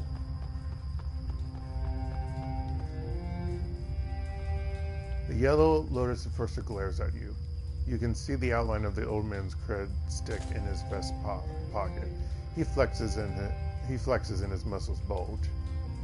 What do you want? Step away, asshole. Right now. I thought I'd relieve you of the burden of currency. Cred stick, please. I saw what you did to that old man back there. Made her get his money back. Fuck.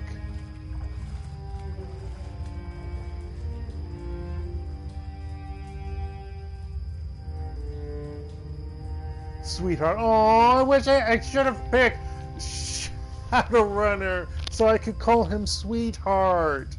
That would have been awesome. I've got a better idea. Think I'll take your money instead. He licks his lips. Give me your cred stick so you'll get what the old guy got. Not playing around.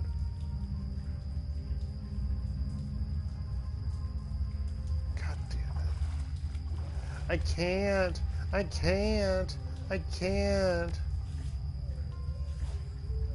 I don't know if they're... I want karma. I know you get karma from it.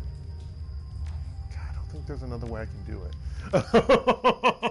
I don't think there's another way I can do it. I'm pretty sure I'm boned.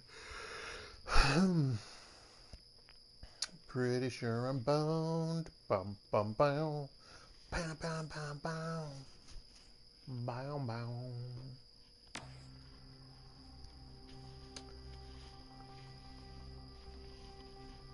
Pretty sure I don't have an option.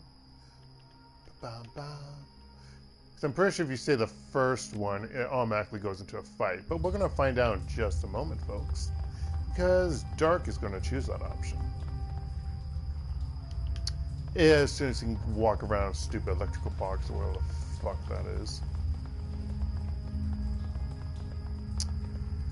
Okay, I don't even know what I'm walking against there. It looked like it was the sign, but that's in the air. I thought I'd relieve you of the burden of currency. Cred stick, please. Okay, it goes to the same thing. God fucking damn it. Okay. Oh, playtime is over, that's for sure. Can I incapacitate him? Can I just incapacitate him?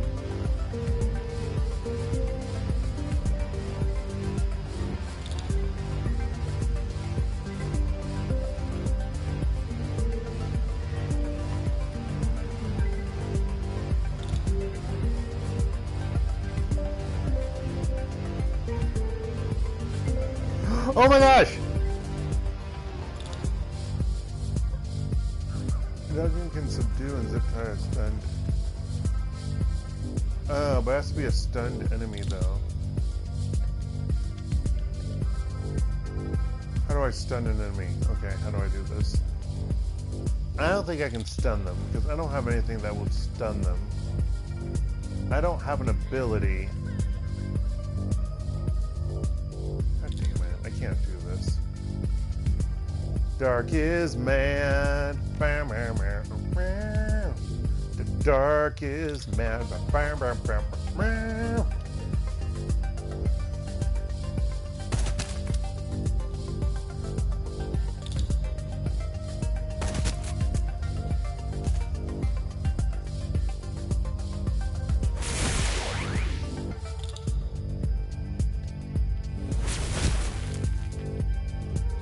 Can you get stunned, please?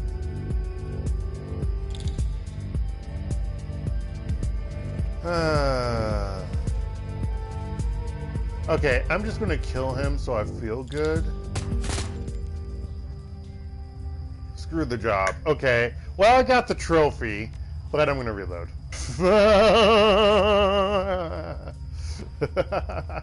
I got the trophy. It's not. It's really not supposed to count. I think it's weird when you get trophies, but then you decide to change your option, like now.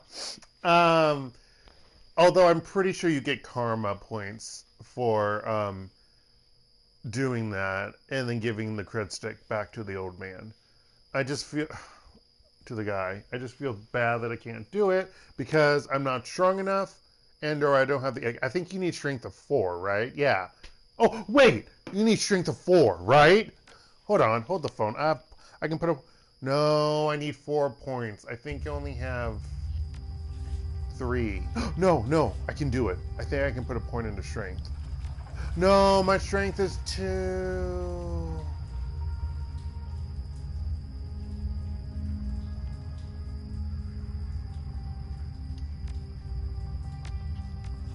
Okay, hold on. What was it again? I didn't pay attention. I have to reload a fourth time. Third time? Third time. I think it was strength was 4. I don't think it was 3. Why can't I have Duncan threaten him? God damn it, game. God damn it. Duncan should be able to threaten him. That's, oh shit. Fuck you, game. Fuck you. Fuck you.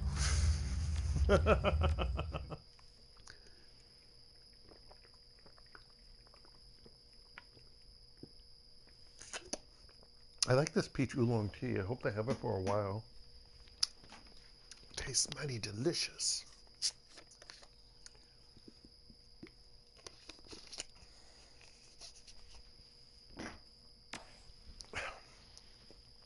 They've all of a sudden come out with a lot of like 0-calorie teas and sodas.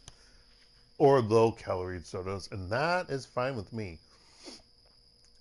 I mean, they still taste good in my opinion. I mean, don't get me wrong. I like some sugar in my soda. I like sugar in anything. But if it still tastes good and there's like no calories, I'll go with it. And you have a good kind of like artificial sweetener or whatever natural sweetener, go with it. See, I bet you anything Duncan has fucking 4. Fuck you, game. There's nothing I can do to get up to 4. I have 0 and unarmed, so at most I can get is 2 points.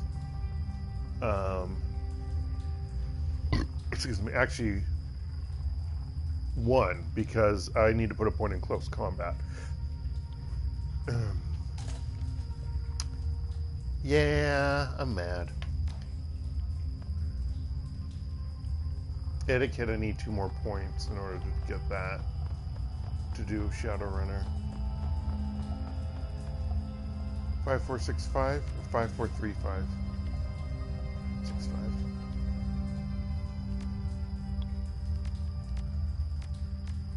Probably because there was no other thing that. Damn it, game! I have 5. Wait. Oh, it's a hellhound. 2 hellhounds.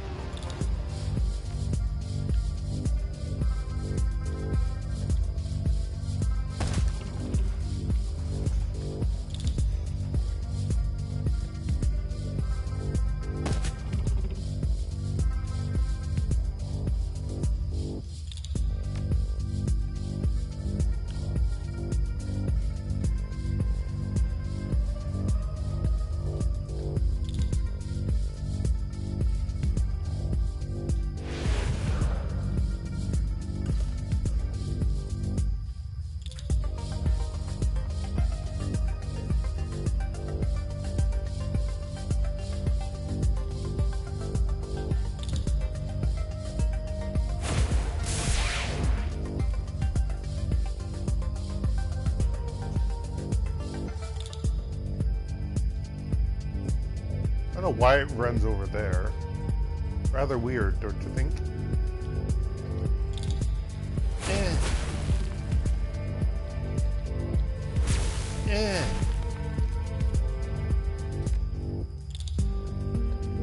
Spray and pray! Spray and pray!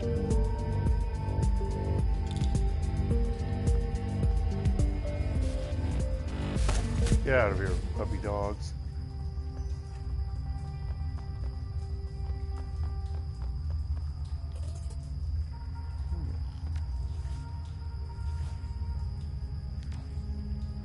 really want to help that old man, but unfortunately don't have the skill sets needed. I really should have picked Shadowrunner. That's what I get for picking security. I could always do that. Could have been my second one, but nah, I screwed up. It doesn't make sense for him to be able to have etiquette of a Shadowrunner, though. Technically, there was that option about what we said in the dialogue earlier. We're not Shadowrunners. The only one who's a Shadowrunner with us is Gulpit. So, it's weird. I did just save, right? I don't remember.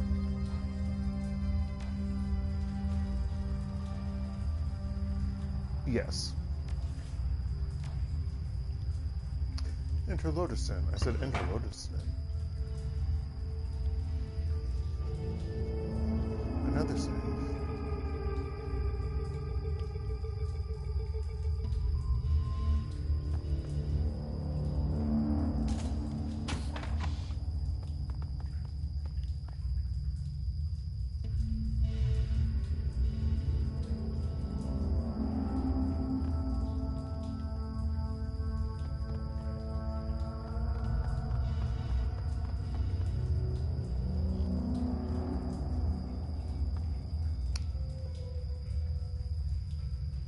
Those guards are still out, those guards are still out there, Lore. Wait, you know my nickname? The same guards that kindly Cheng doesn't want us killing. Should probably go out the way that we came in. Okay, then I want to go. I thought it was the store. I know it was the rooftop. Steal their shit. Kindly Cheng didn't say anything about us stealing her shit. He just said don't kill the guards. There's a difference.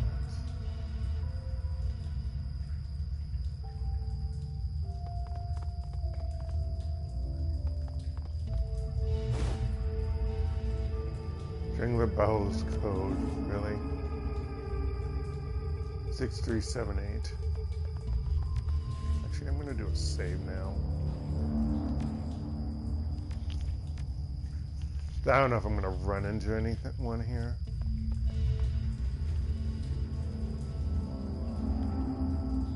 Simpsons vending machine. This Simpsons machine has been left unlocked for restocking. There's a packaged data chip still in the tray. Seal the chip.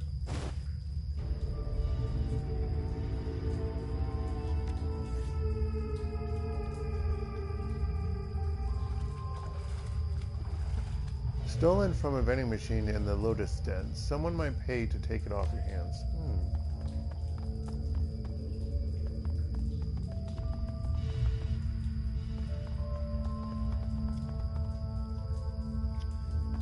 And well, the other area was locked, so we have to go up here.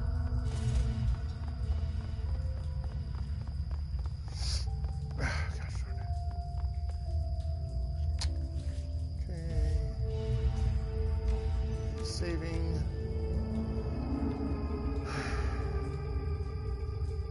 Forgot the code. 6378.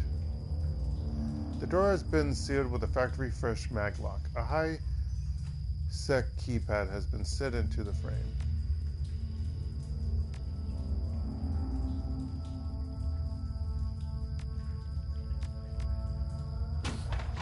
The door unlocks. Who's in here alone?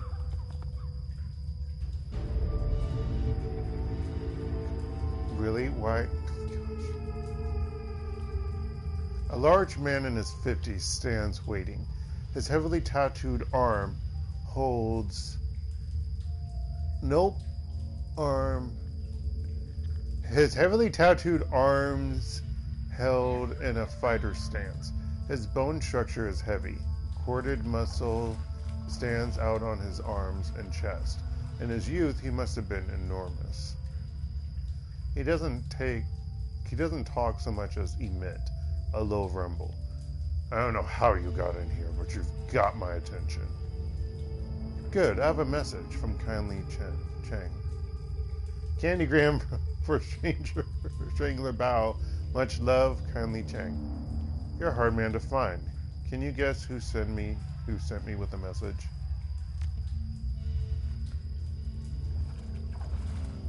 You're a foreigner and you know my name. Must have been Cheng. She's the only player in HektontheMage's who'd work with such shoddy tools. So you have a message from the old lady, huh? I can't wait to hear you mangle it. He chuckles to himself.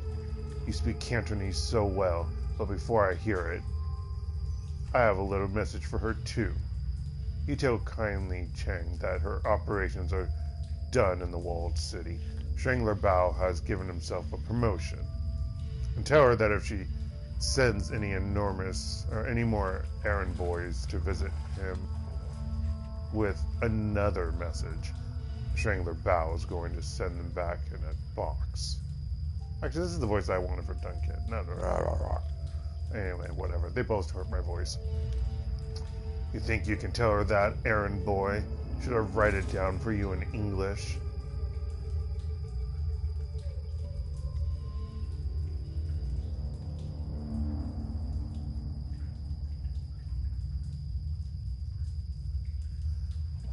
Oh, come on, Strangler. Can I call you Strangler? We just want to hang out. Play some video games, do Triad stuff. I'm pretty sure she'll react negatively to that. Why don't I just say I left the message on your remains? Hold out the cred stick. Just slot the stick, listen to the message, and I'll be gone, okay?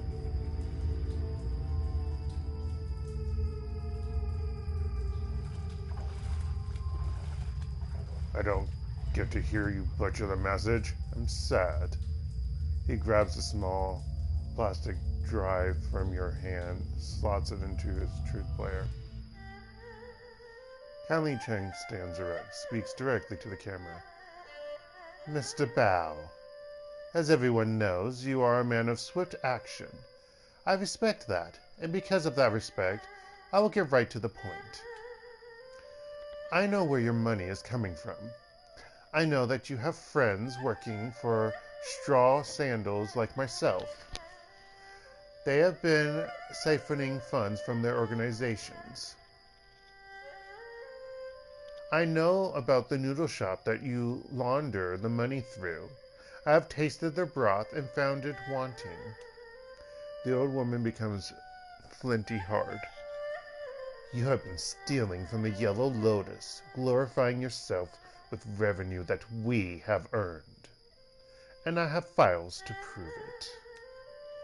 Bao's eyes widen as files begin to flit across the screen. Receipts, bank reports, personal communications between himself and his men. Kindly Cheng continues speaking, smooth and casual. Now, in light of our recent conflict, you might be wondering why I'm keeping this information to myself. Why I haven't exposed you so you could be dragged from your lotus den by the balls and slowly roasted on a rotisserie spit. In truth, I respect your ambition. You have a lot to learn about candor and loyalty, but I believe that you still have value. I'm still willing to work with you. However, in order for that to happen, we need to come to an understanding about the nature of our partnership. Kylie Cheng steps forward, fills the screen. I own you, Bao. You and all of your men. You are my fucking playthings. Dolls to twist and pose as I see fit. I am in this position because I am far better at this than you, and it's time that you learned it. Accept what I'm telling you, and we can get back to business. Prosper together.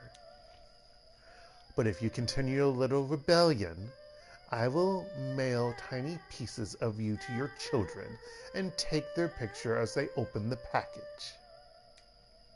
She produces one of her thin black cigars, lights it, holds the smoke in a smoke a long time. Holds the smoke a long time. Dark can speak, I swear. You have 24 hours to return to the fold. If you aren't here licking my heels by then, the information will be released and you will become food for fish. Your choice, Bao. 24 hours. The message winks out. Strangler Bao turns away, from the screen slowly. His skin is ashen. Get out. He pauses, casts his eyes to the floor. And tell Miss Cheng to expect me at Swift Winds tomorrow. He stands up straight. Tomorrow morning.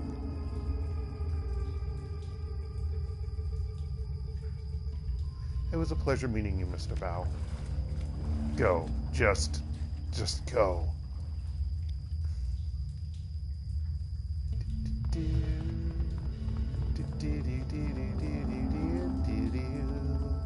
No, I didn't kill those guards the last time. I think I killed that one guard, though. Because I remember I screwed it up and she got mad. I did kill the one guard who stole the money from the old man. I did. And I didn't regret it. And I should do it. But alas, that is not what Dark is going to do in this run. It really doesn't change a whole lot, to be quite honest. Huh, that's interesting. We can return from here. Shocking.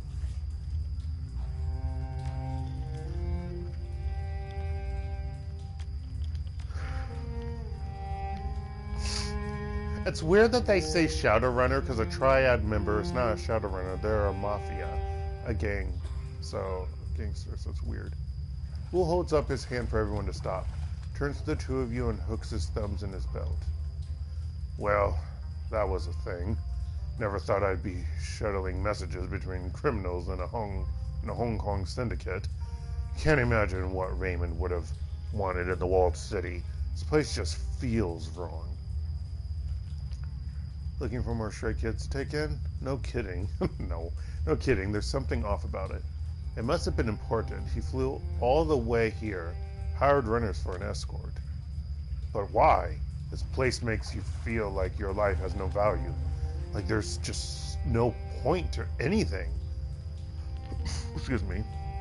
He sighs and looks at your companion. Great life you have here. Goldbed ignores the barb. Scratches her head.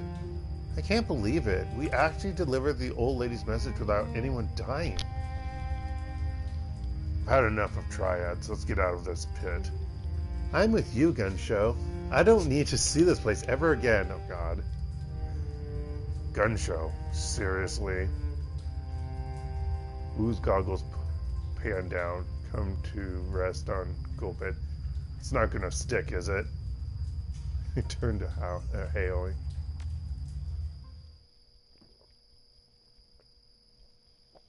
I don't know if I noticed that, because I swear I walked all the way back the first time.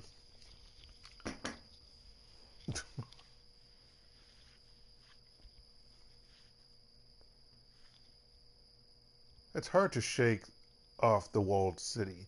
Its gravity clings to you as if wretchedness itself had grown tentacles. The sounds of suffering subside, but their echoes still thrum from your insides. Gulpit walks slowly, head down and both hands on her stomach, whispering a conversation to someone or something that only she can see. Her rats are silent and remain hidden in her clothing. Wu pauses a moment and breathes a sigh of relief when you finally reach the streets. But returning to Haoi isn't like coming home. Suspicious looks and closed mouths accent unsmiling faces that billboard a universal message. You don't belong here. Foreigners. Time to report back to kindly Cheng and inform her that the message has been delivered. Get this business over with, get your sin burned, get on to the next step, whatever that is. You leave the City of Darkness behind, head to the Mahjong parlor, and a date with a crime lord. Wonder how hard it is to get new sins. Karma gain 6. They're not worth it. I got both trophies. Inspect. A large X fashioned from overlapping strips of peeling duct tape. Insta-kill? No. Okay. insta-death. Hey, this person's back. Maximum law. Vents of electronics crowd every dry patch of deck space on this rusty old boat. A young man wearing bulky virtual reality goggles glances your way for a moment, then turns away in disdain. Oh yeah. Forget what he looked like. Who are you? He doesn't even look at you. Shop's closed. Get lost. I forgot about this guy. And then what's weird is that, well, certain things happen in this area throughout the game. And I believe something, yeah, if I remember correctly, something happens to him, but I could be wrong. I'd be thinking of someone else or something. Just weird things happen in here. And stories that are hard to know what happens because, you know, they have to somehow follow the little bits and tidbits and stuff, I guess.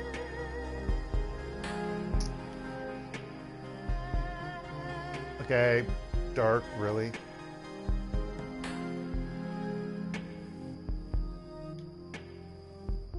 Kylie Cheng watches you closely as you walk across the mahjong parlor. As you approach, her lieutenant leans in, brings her mouth close to the Triad boss's ear. Cheng smiles and nods, her eyes never leaving you. There's a twinkle in the straw sandal's eye. I've heard from Bao. He got my message very clearly. And I understand that there were no casualties created during your little delivery run. I am pleased and surprised. I get that a lot. Gobet did a great job of guiding us. You gave simple instructions. Would have taken an idiot to mess it up. Do the last one. Oh, wry grin.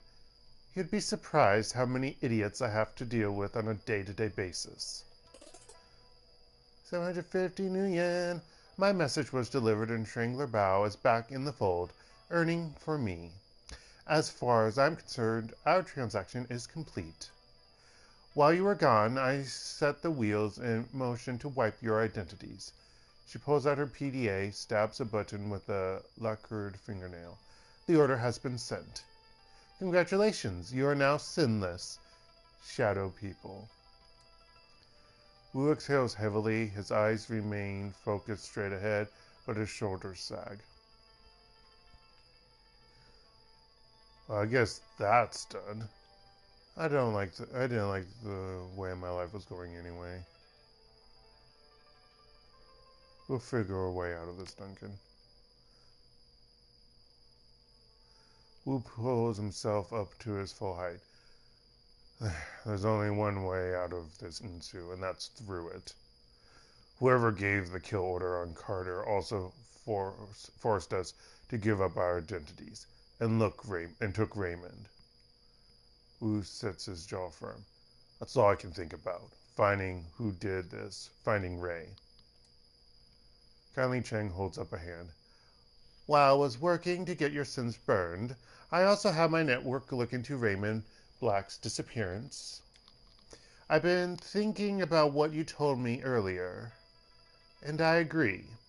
She eyes the room carefully and leans in. I can't just let this slide. Someone killed my runners. It would be a sign of weakness to the Yellow Lotus and the others if I do nothing. She rests her PDA on the mahjong table facing you. The Triad boss's tongue slips from her mouth as she looks over the top, hunting for the right button on its upside-down interface. She finds it and looks up at you again. I have news to share with you, my darlings. The kind you won't like. Raymond Black is dead. She taps the button and a recorded newscast appears on the screen. Raymond's photograph appears on the screen behind a reporter standing on the docks in Victoria Harbor. It's a picture you've seen before, a professional portrait taken for a press release about a youth center he was opening in the Redmond Barrens. Under Raymond's photo are the words, Seattle man killed. Another shooting involving the police department. A Seattle community organizer, an industrial engineer, was apparently shot and killed while resisting arrest at Victoria Harbor last night. HKPF police report that the UCAS man, Raymond Black, was behaving erratically and would not respond to police orders to surrender. No additional information regarding Black or why he was traveling to Hong Kong are available. Police have stated that due to this shooting's proximity to last night's shootout with the White Star, the investigation must remain confidential and no other details are being revealed at this time. Kindly Cheng taps the button again and the video closes. Wu puts his hands to his face. This just keeps getting worse.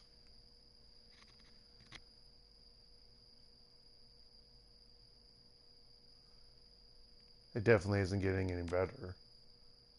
It definitely isn't getting any better. Raymond's dead. Wu puts his hand over his mouth, trying to process the information. He sways, and for a moment it looks as if he's going to pass out. Isabel reaches out to touch Wu, thinks better of it, and pulls back her hand. Sorry for your loss. I never had a father, so I don't know what it's like to lose one, but sorry.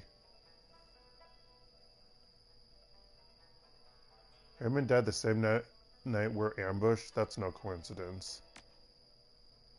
No fucking way. Kelly taps the video close. She hunts around the keypad and selects another button.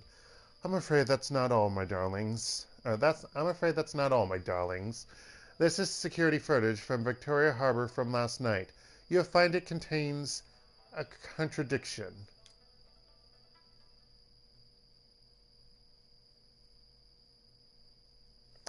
The PDA shows silent, grainy video footage of Raymond sitting in a tea shop flanked by two guards. He's looking down at something in his hand, completely distracted. That's not what the opening cutscene showed. The footage continues and the camera displays several black-clad figures entering its field of view from different angles. Guns ready. A tall, sharp-dressed man in a suit walks briskly towards Raymond, flanked by two more. Raymond stands to face him, and the camera gets a clear view of the suit's face. White plastic. Suit's face. Yeah, I got that right. His guards turn to draw weapons, and muzzle flashes erupt from all sides. One of Raymond's guards goes down, and his submachine gun fires wildly, hitting the camera. Wu puts his hands on the table and leans in. Those weren't cops, and Raymond wasn't resisting arrest. What's with that guy's face? Goblet reaches up to stroke the rat perched on her shoulder. Is that a mask?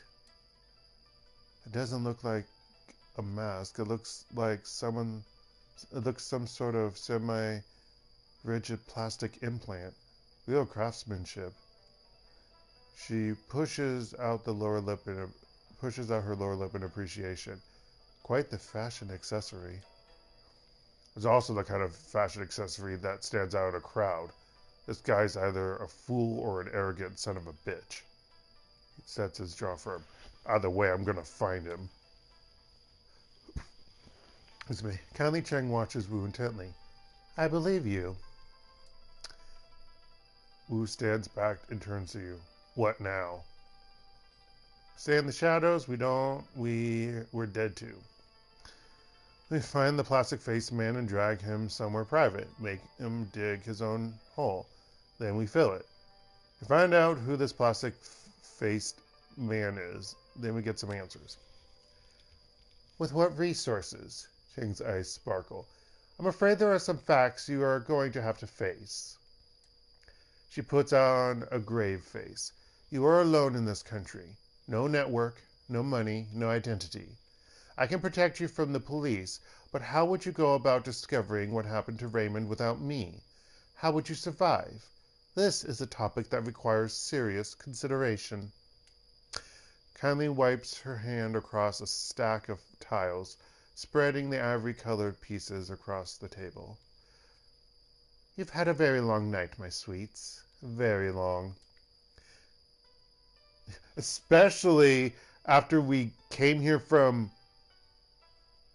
frickin' New York, okay, actually, let me rephrase that. It would,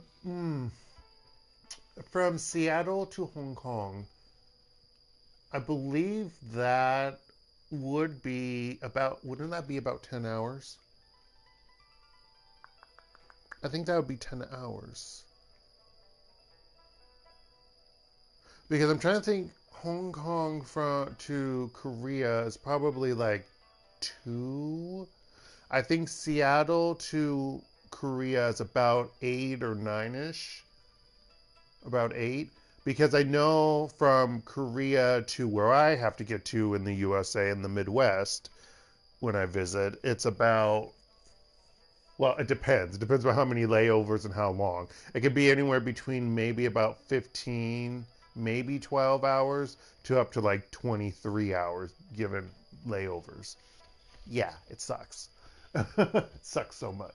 And that's not counting, obviously. No. Yeah, it's counting. No, that is the total time. It's not count. It's taken into account time time overs, time changes. And frankly, you all look like shit. Rest now, I promise you. Rest now. I promise you safety in my town for the night. We'll talk about the plastic-faced man tomorrow. Kindly gestures to Gobit and Isobel. Ladies, go find our new friends a place to bed down in that rat's nest squat boat you call home. We'll all talk after you've slept. Figure out our next steps together. Yes, Auntie. Yes, Auntie.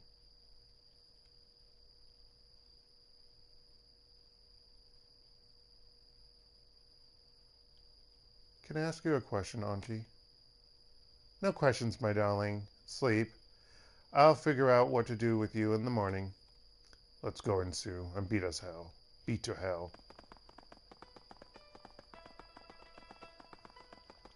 God damn it, game. Let me exit. Let me exit. Fuck you. Okay, so that rat-infested squalor of boat or whatever it was this boat over here that I always fail to get to. At least will be getting to. That's going to be getting old fast in this game.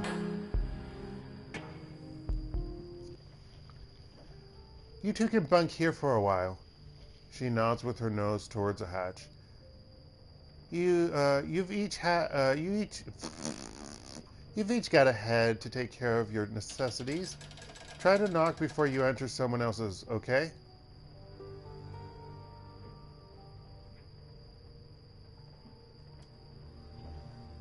Seriously. I know the drill. Who turns to you? Stinks of fish, just like the place we squatted at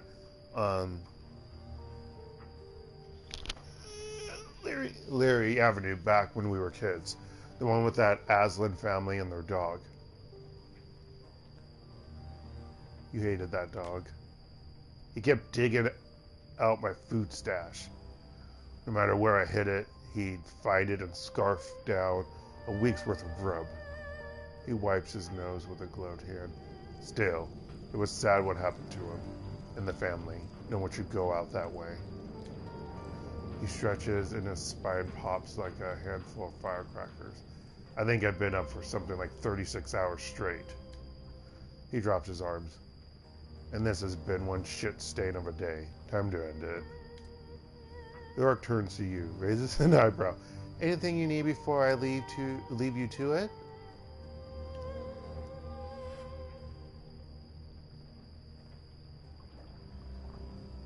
How'd you get your hands on this place? How do people like us get our hands on anything? We found it. You found it? He sweeps his eyes across the cabin. The doubt is plain on his face. Somebody abandoned a prime piece of real estate like this? She shrugs. Close enough. It was full of BTO junkies when we came across it. They were completely wigged out on some multiplayer cyber game. I'm not sure they ever chipped out of it. They were completely emaciated, stewing in piles of their own shit. Their eyes had sunk into their skulls. Pretty gruesome stuff. They racked up a killer scroll. Why? Why can't I read this properly? I want to say scroll. That's what I was wanting to say. And I'm like, it's not. That's a different word, Dark. They racked up a killer scroll.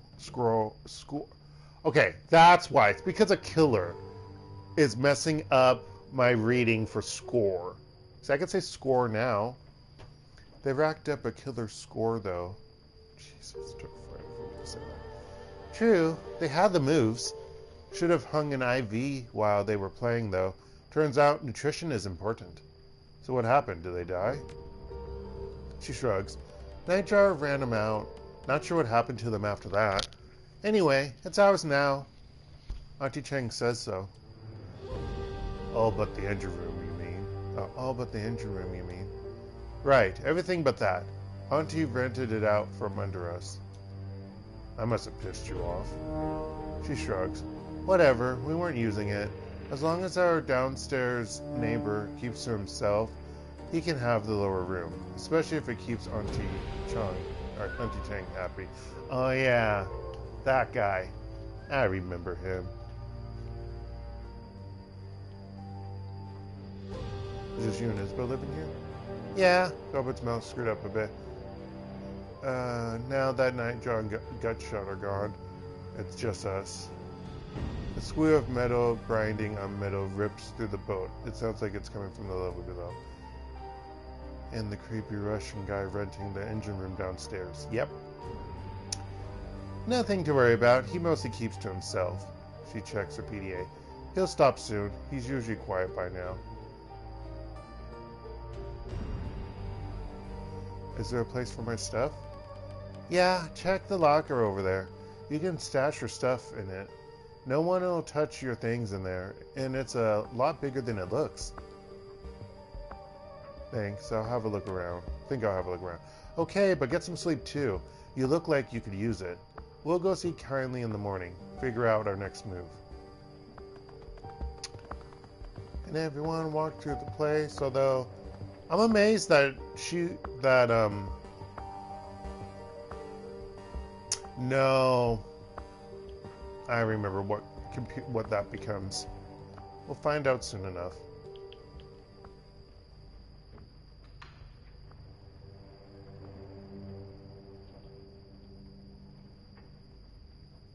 Hey, Insu, I got some things I gotta take care of here. Let's talk later.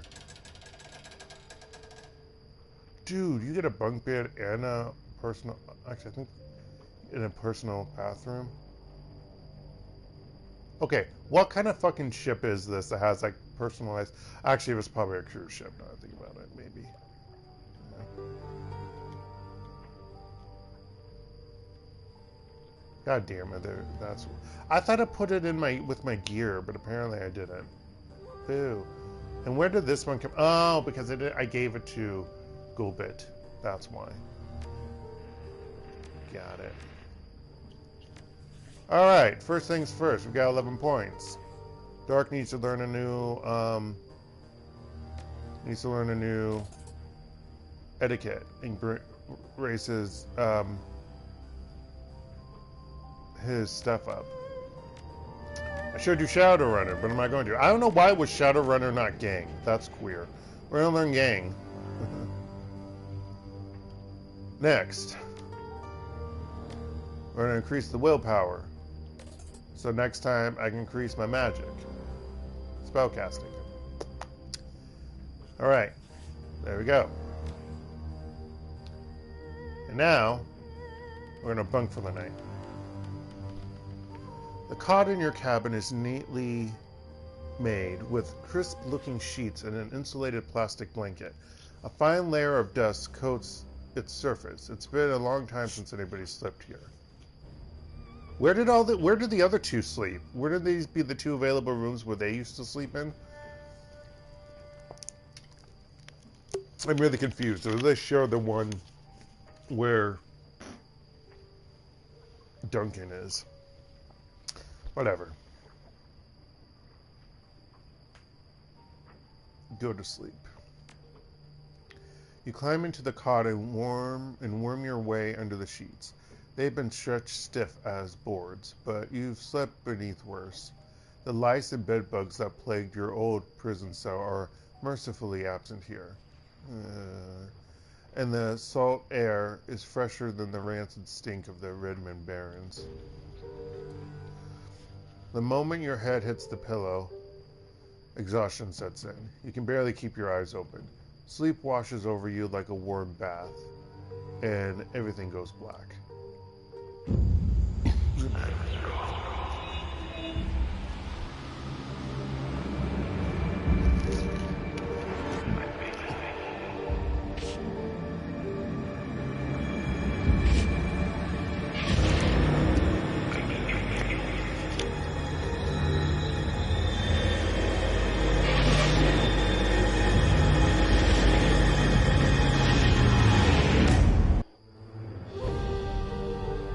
I'm sure that was absolutely nothing at all, folks. Oh wait, that was the objective, get them sleep, I forgot. The dream is suffocating. Are you sure it was a dream and not a nightmare? The shifting tunnel of glass and steel, the towering silhouette of dark majesty, the shadowy doorway in the teeth.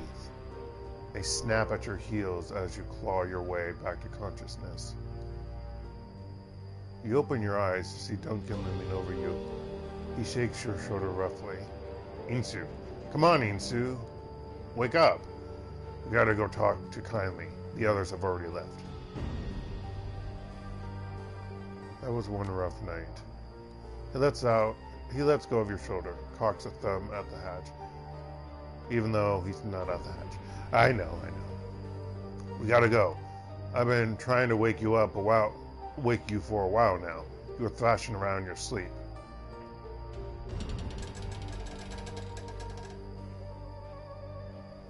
Glad you did. I was having one hell of a nightmare. He reaches up and rubs the back of his neck. Yeah, I didn't sleep well either.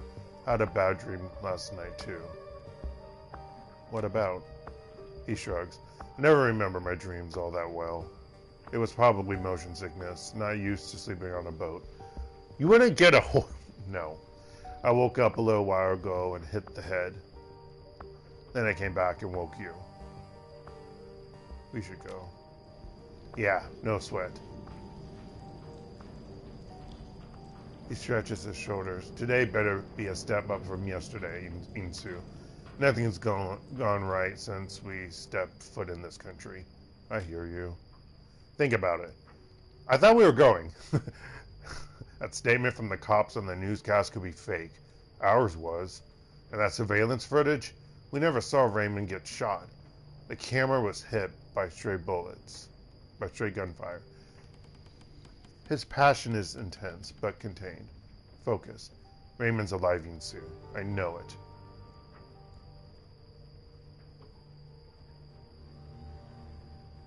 Make a good case, Officer Wu. He smiles, his teeth are white and straight and perfect. And so sexy. No, I'm not kidding. Ah! Should have been a detective instead of a headbuster, right? His smile fades. God, I feel like I'm 12 years old again, squatting on a stinking trawler. My partner's gone, Raymond's gone, hell, I'm gone. I don't even have a name anymore. And now I can't even go to sleep and hide from it all without having a nightmare. His jaw tightens and his teeth grind so loud you can hear it. What else is going to be taken away from me? You still have that piercing you got in Tacoma? To turn the tables, do some taking of our own. I'm here, Duncan. I'm not going anywhere. Still have that piercing you got in Tacoma? I had to drop that. Hygiene issues. Who struggles to smile? He faced. What the hell did we fall into here, Insu? I mean, what's coming next?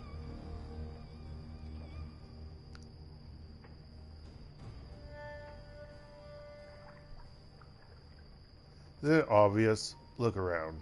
We're SINless, living in the shadows, dealing with criminals. Wu is silent for a moment. All you get is a blank expression. You're thinking of becoming a Shadowrunner. He says it without judgment, just a statement of fact. What do you think that jaunt in the walled city was? He crosses his arms, considering. It was a test. The Triad woman was testing us. Shadowrunners. Oh man, I have to think about this. He shakes his head slowly, lets out a groan. This isn't the way it's supposed to be. I'm supposed to be a cop. You get to keep your gun. That's something. And I want a pony. No. But we play the cards we're down. You get to keep your gun. That's something. Don't mess with me, man. He checks his watch. Gilbert and Isabel left a while ago. We should get going too. See what the Triad lady has to say. You know what she has to say. Meet with A.K.A. Cheng. Also, I thought I was walking in the shadows, literally, or in a dark space, because I thought the game wasn't working properly. No, that's just how it is. Gosh, that's not going to make me any happy.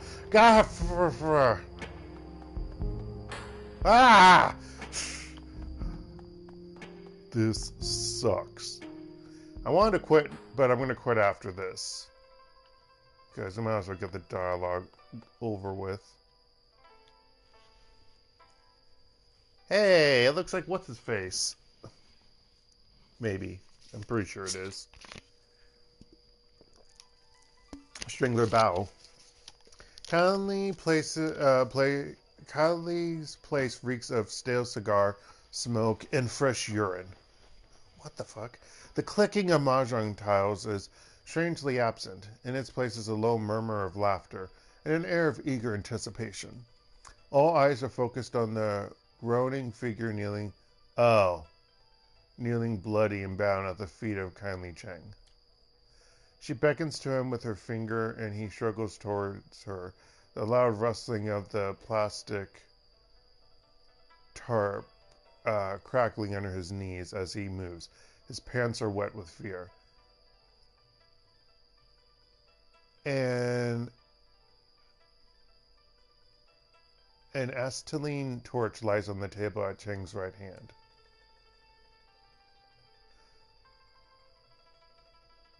Oh, yeah. Interesting. Kylie Cheng ignores the scene. She behaves as if all is right in the world. How did you sleep, my little ones? No. How did you sleep, my little ones? I forgot how I did her voice. It's amazing.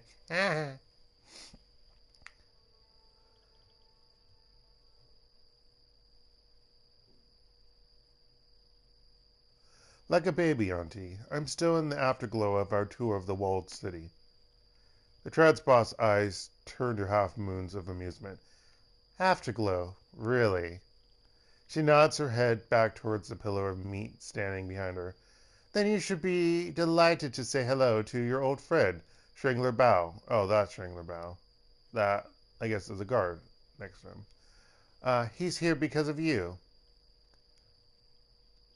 How very pleasant to see you again, Mr. Bow. What's up, Beef? Bow inclines his head 1/4 of an inch.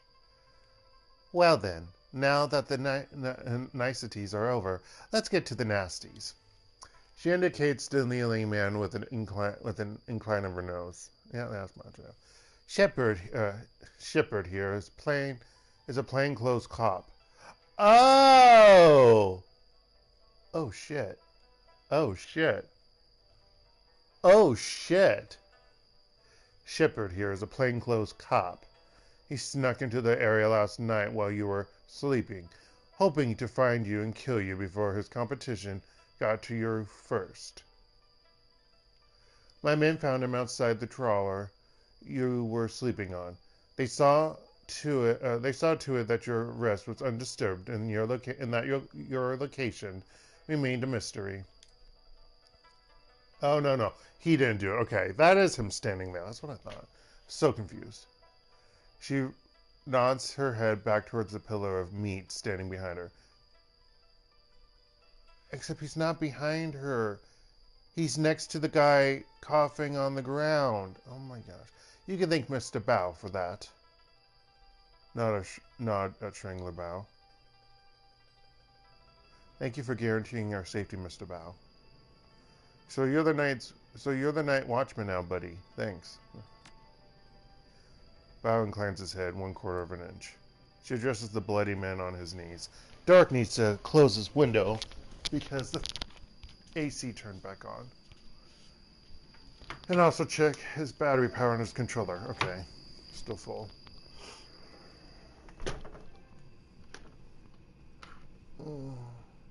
Close the window.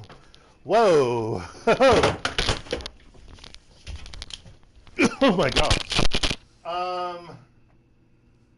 Wow. Dark needs to quit soon. Oh. Sorry. That was a lack of...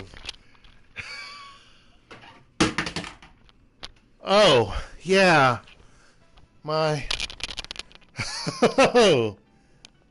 Let's just say that wasn't a good thing.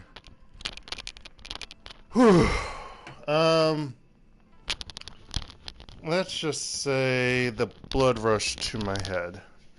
And I fell back, my controller fell, I knocked my Nintendo Switch down. I knocked a lot of things down, people. I need to quit shortly. I had my knees knocked. My knees were, I think, straightened, so that wasn't a good thing. Whew. I apologize. Excuse me. It's like what I did when I was a kid.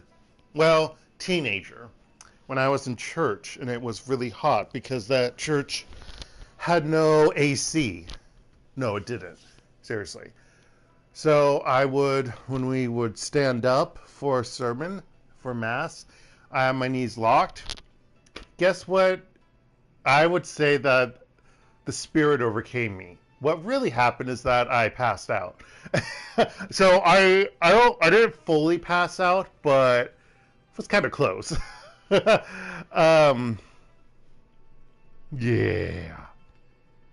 I hope my Nintendo Switch is okay. It probably is. It should be okay. Anywho, we need to wrap this up. Because I need to... Oh, that was bad. Okay. Whew. I've been drinking water. It's just...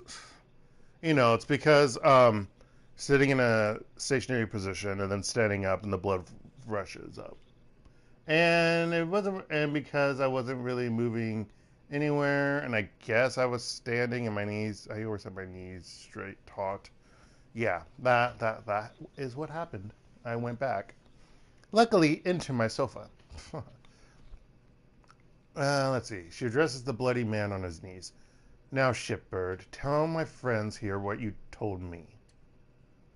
Oh, HKPF officer. I don't know anything. I swear. We just got the orders in last night. He pushes his head toward you and Wu from the floor, struggling to keep his balance. Somebody high up wants these two dead. The whole department is on it. I don't know anything else. He almost got us. What the fuck? Someone from high up. The old woman lifts her foot, taps his chin with the toe of her shoe. How high? The cop looks up at her, looks around at the room filled with Triad soldiers. One of them opens his coat and shows the cop something inside. He closes it slowly and winks.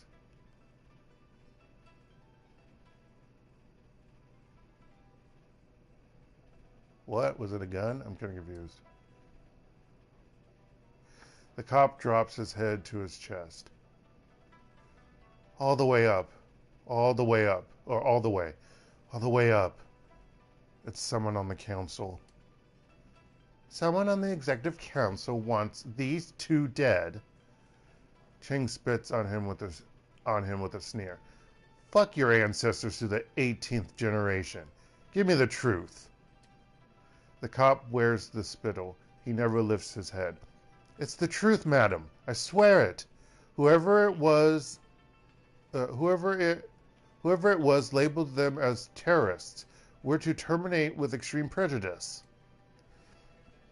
Kindly Cheng shuffles closer to the kneeling cop, reaches down and strokes his head with her hand. Then she slowly digs her fingers into scalp. She pulls back hard until his chin points high. The Triad boss leans in close and searches his eyes with her own. That's all he's got. She lets go of his head and smooths his buzzed-cut hair with her hand.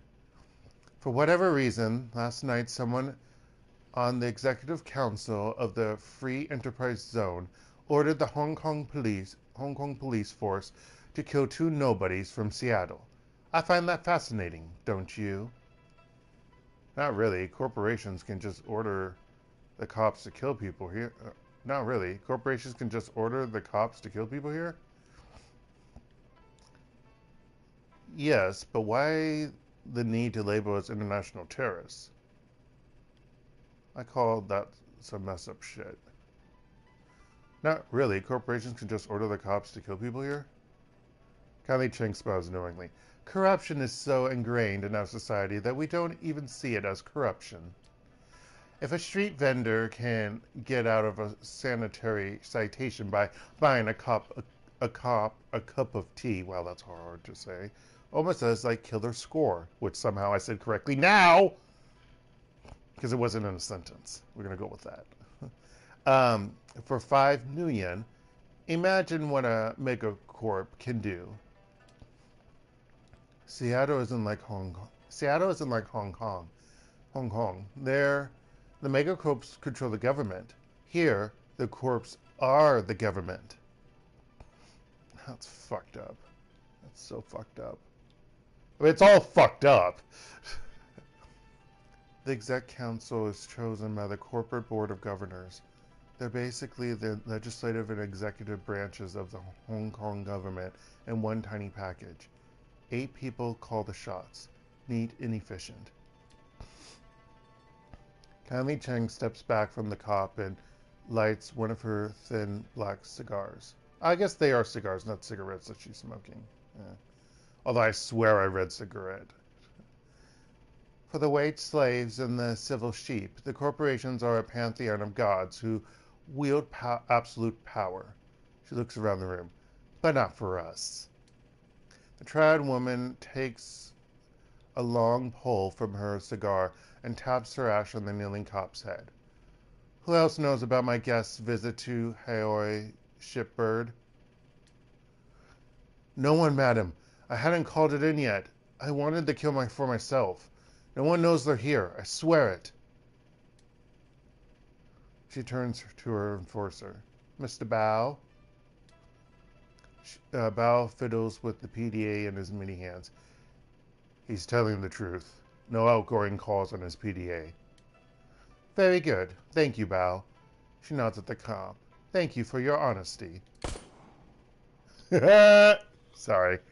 That's not funny. And yet, I laughed.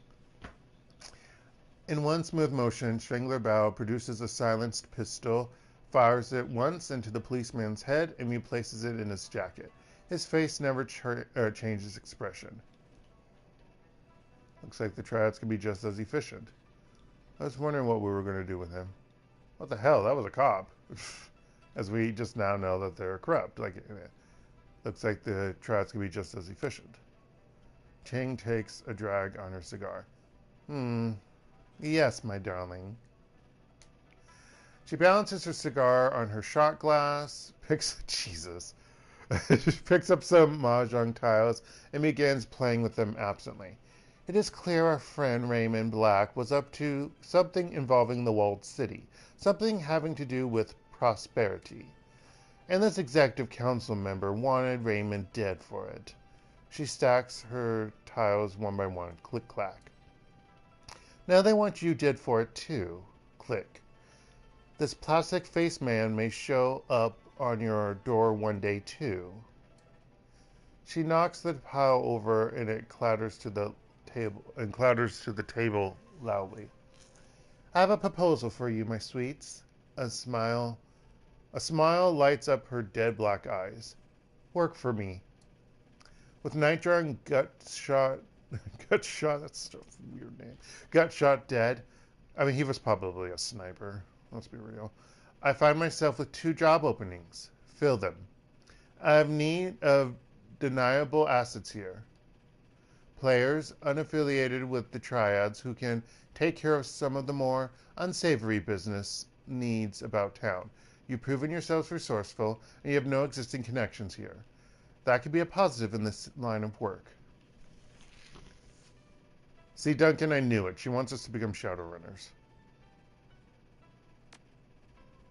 Yep, you saw that coming. And I didn't say it right. In exchange, I will keep you safe from pests like this one.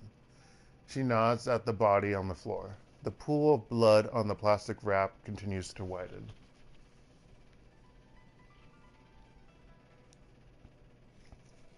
Oh yeah, I just noticed that. Of course they would have that there. When I get the nice rug dirty with, hard to get out blood. You have safe harbor here in my town and a steady source of income. She picks up a handful of tiles again. And while you dip your toes into the waters of corporate espionage, organized crime, and clandestine mercenary actions, I will employ my network to find the plastic-faced man and gather information about Raymond Black. Where he's been, who he's talked to, who stood to gain from his death. What this prosperity could be. Putting a lot of effort to help a pair of foreigners. Not foreigners, my sweet. Valued business associates. I need to learn who killed one of my clients and then ordered the cops to execute my team of Shadowrunners. Her voice drops and she becomes deadly serious. This is a brazen disregard of my power. Face dictates and must be confronted, or I stand to lose everything.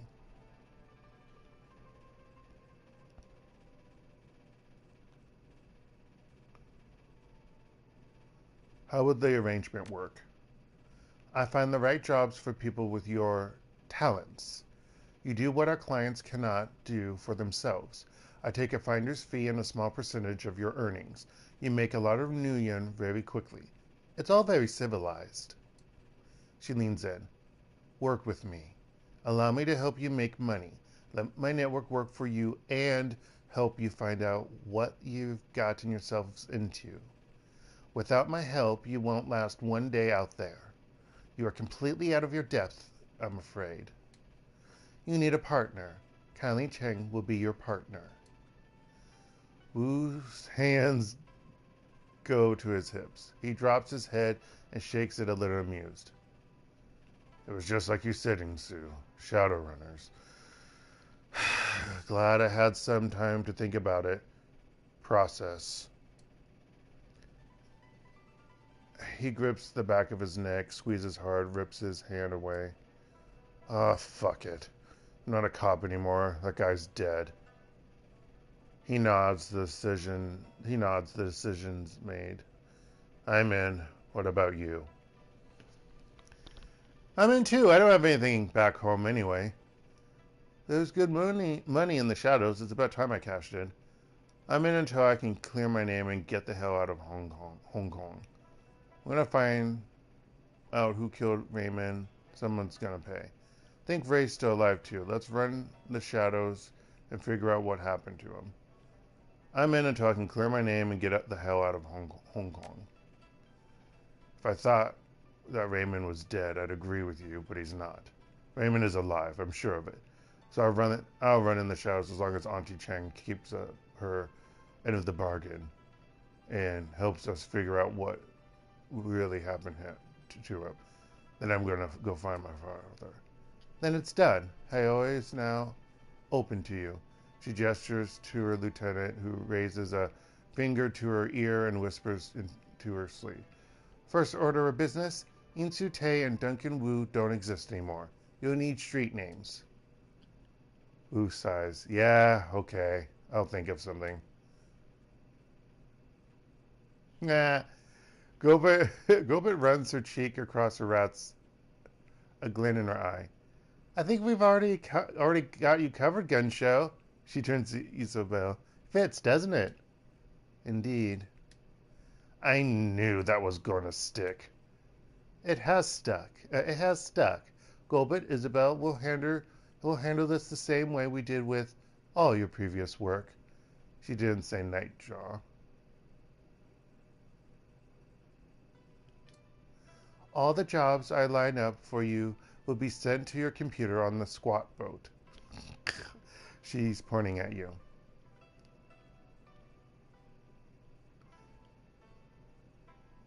My computer? Why me? It's a simple process of elimination. She points to the little decker. Isabel isn't the leader type. You got that right. She moves a finger to the orc girl. As for Gobit, let's just say Gobit doesn't have a head for business. Not my thing. Then she rests her finger on Wu. And then there's Gun Show. She wiggles it. The jury's out on Mr. Gun Show. Meaning? Meaning? Her response is direct, straightforward. Meaning there's a lot going on with in that head of yours right now, and I'm not sure I can trust you. So I'm in charge because I'm the best of the worst? Gun Show will be fine, trust me. Jury's out with me too, Duncan. You're a raw nerve, and I'm going to have to keep my eye on you.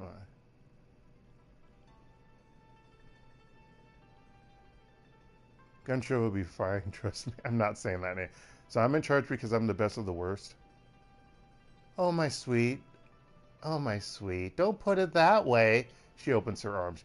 You're the most equipped for the role. God. She's making sense. You're the right person for this, Insu. Okay, then. I guess I'm running the show. I had a handle back in the Barrens. Lore. Guess it's time I dusted it off. Even though Duncan said it! Because it was a run. Insu Tae doesn't exist anymore. Call me Lore. Lore. Although I did do Shadowrunning.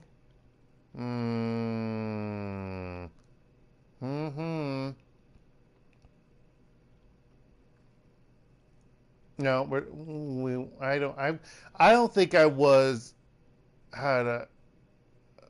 because I'm not a decker. I don't think I was a Shadowrunner, so I'm going to do this. Insu Tae doesn't exist anymore. Call me Lore. Wu shakes his head, eyebrows raised. Gonna be weird calling you Lore again. Oh, I guess I did. Haven't called you that since we were kids. Except you called it to me earlier, the day before, you dumb idiot. You dumb, sexy idiot. Okay. Golbet looks from Isabel to Wu to you. I guess this is our new crew. The rat on her shoulder scurries to the top of her head for a better view. Welcome to the shadows, Laura. I guess you could have a hand there for other things, too. So, yeah.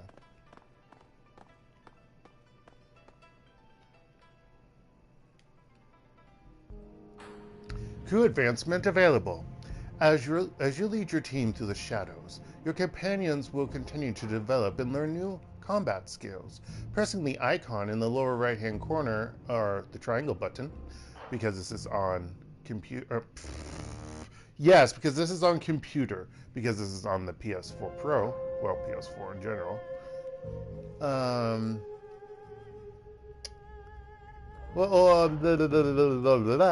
corner of the screen will open the crew advancement menu. When this icon is highlighted, one or more of your companions is eligible to learn a new combat skill. At each advancement level, you may choose one of two possible combat skills for each of your runners. Choose wisely. No. Okay, let's do it. Actually, what's a new objective? Activate the mission computer. Ba-ba-dum. Again, why do we start with the last person? So queer, so queer. Let's see. Territorial. Ranged combat. Augment ability control. Okay, so she's level 2. Body +1. Quickness +1. Spirit summoning +1. SMG. Spirit control +1. I like how I don't get a level. So, level 2 territorial, augment skill, ranged combat. Gulpit spends some more time at the firing range, increasing her ranged combat skill and SMG specialization by 1. Spiritualist. Spirits will never break away in the first 2 rounds after summoning them. Yes, please. Go with that. Alright. Duncan, A.K.A. Gunshow. God. Body, ranged combat, dodge, rifle, and unarmed are all +1. Lethal force. Gain ability, firepower round. Duncan gains an assault rifle ability that fires a single shot of incendiary ammo. Does an additional 2 damage and pierces up to 2 armor. Costs 1 AP, cooldown 2. Crowd control. Underslung beanbag. Duncan gains a rifle ability that does 2 AP damage and imbalances targets, making them easier to hit on subsequent attacks. This ability cannot do critical damage. Costs 1 AP, cooldown 2. I want to do that just because it sounds ridiculous, the name. But at the same time, burn those motherfuckers. So yeah. Excuse me. And sometimes 2 AP is not enough to render them unconscious. And stripping 2 armor off is good. So yeah. And then Isabel. Only ranged combat +1. Wow. That's bullshit. Sabotage. Isabel's grenade launcher can now fire remote mines, which can be triggered to detonate at will. Espionage.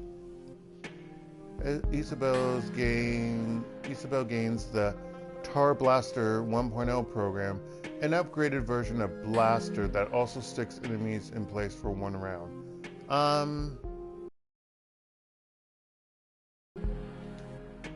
Although I think, did I do Sabotage last time or Espionage? I don't remember. I'm gonna go with that. Are you sure that you want to confirm these selections? This action cannot be undone. Bam out. Okay, so we are officially Shadowrunners, Duncan and I. What will happen as we turn on that mission computer? Activate that mission computer. I should be using the cool word. We'll find out next time. Monday night. Oh, and remember, Monday, Thursday, and Friday nights. Hopefully I remember that. You don't need to remember. Well, if you're wanting to watch live, even though, yeah, then you need to remember. Otherwise, watch my YouTube channel.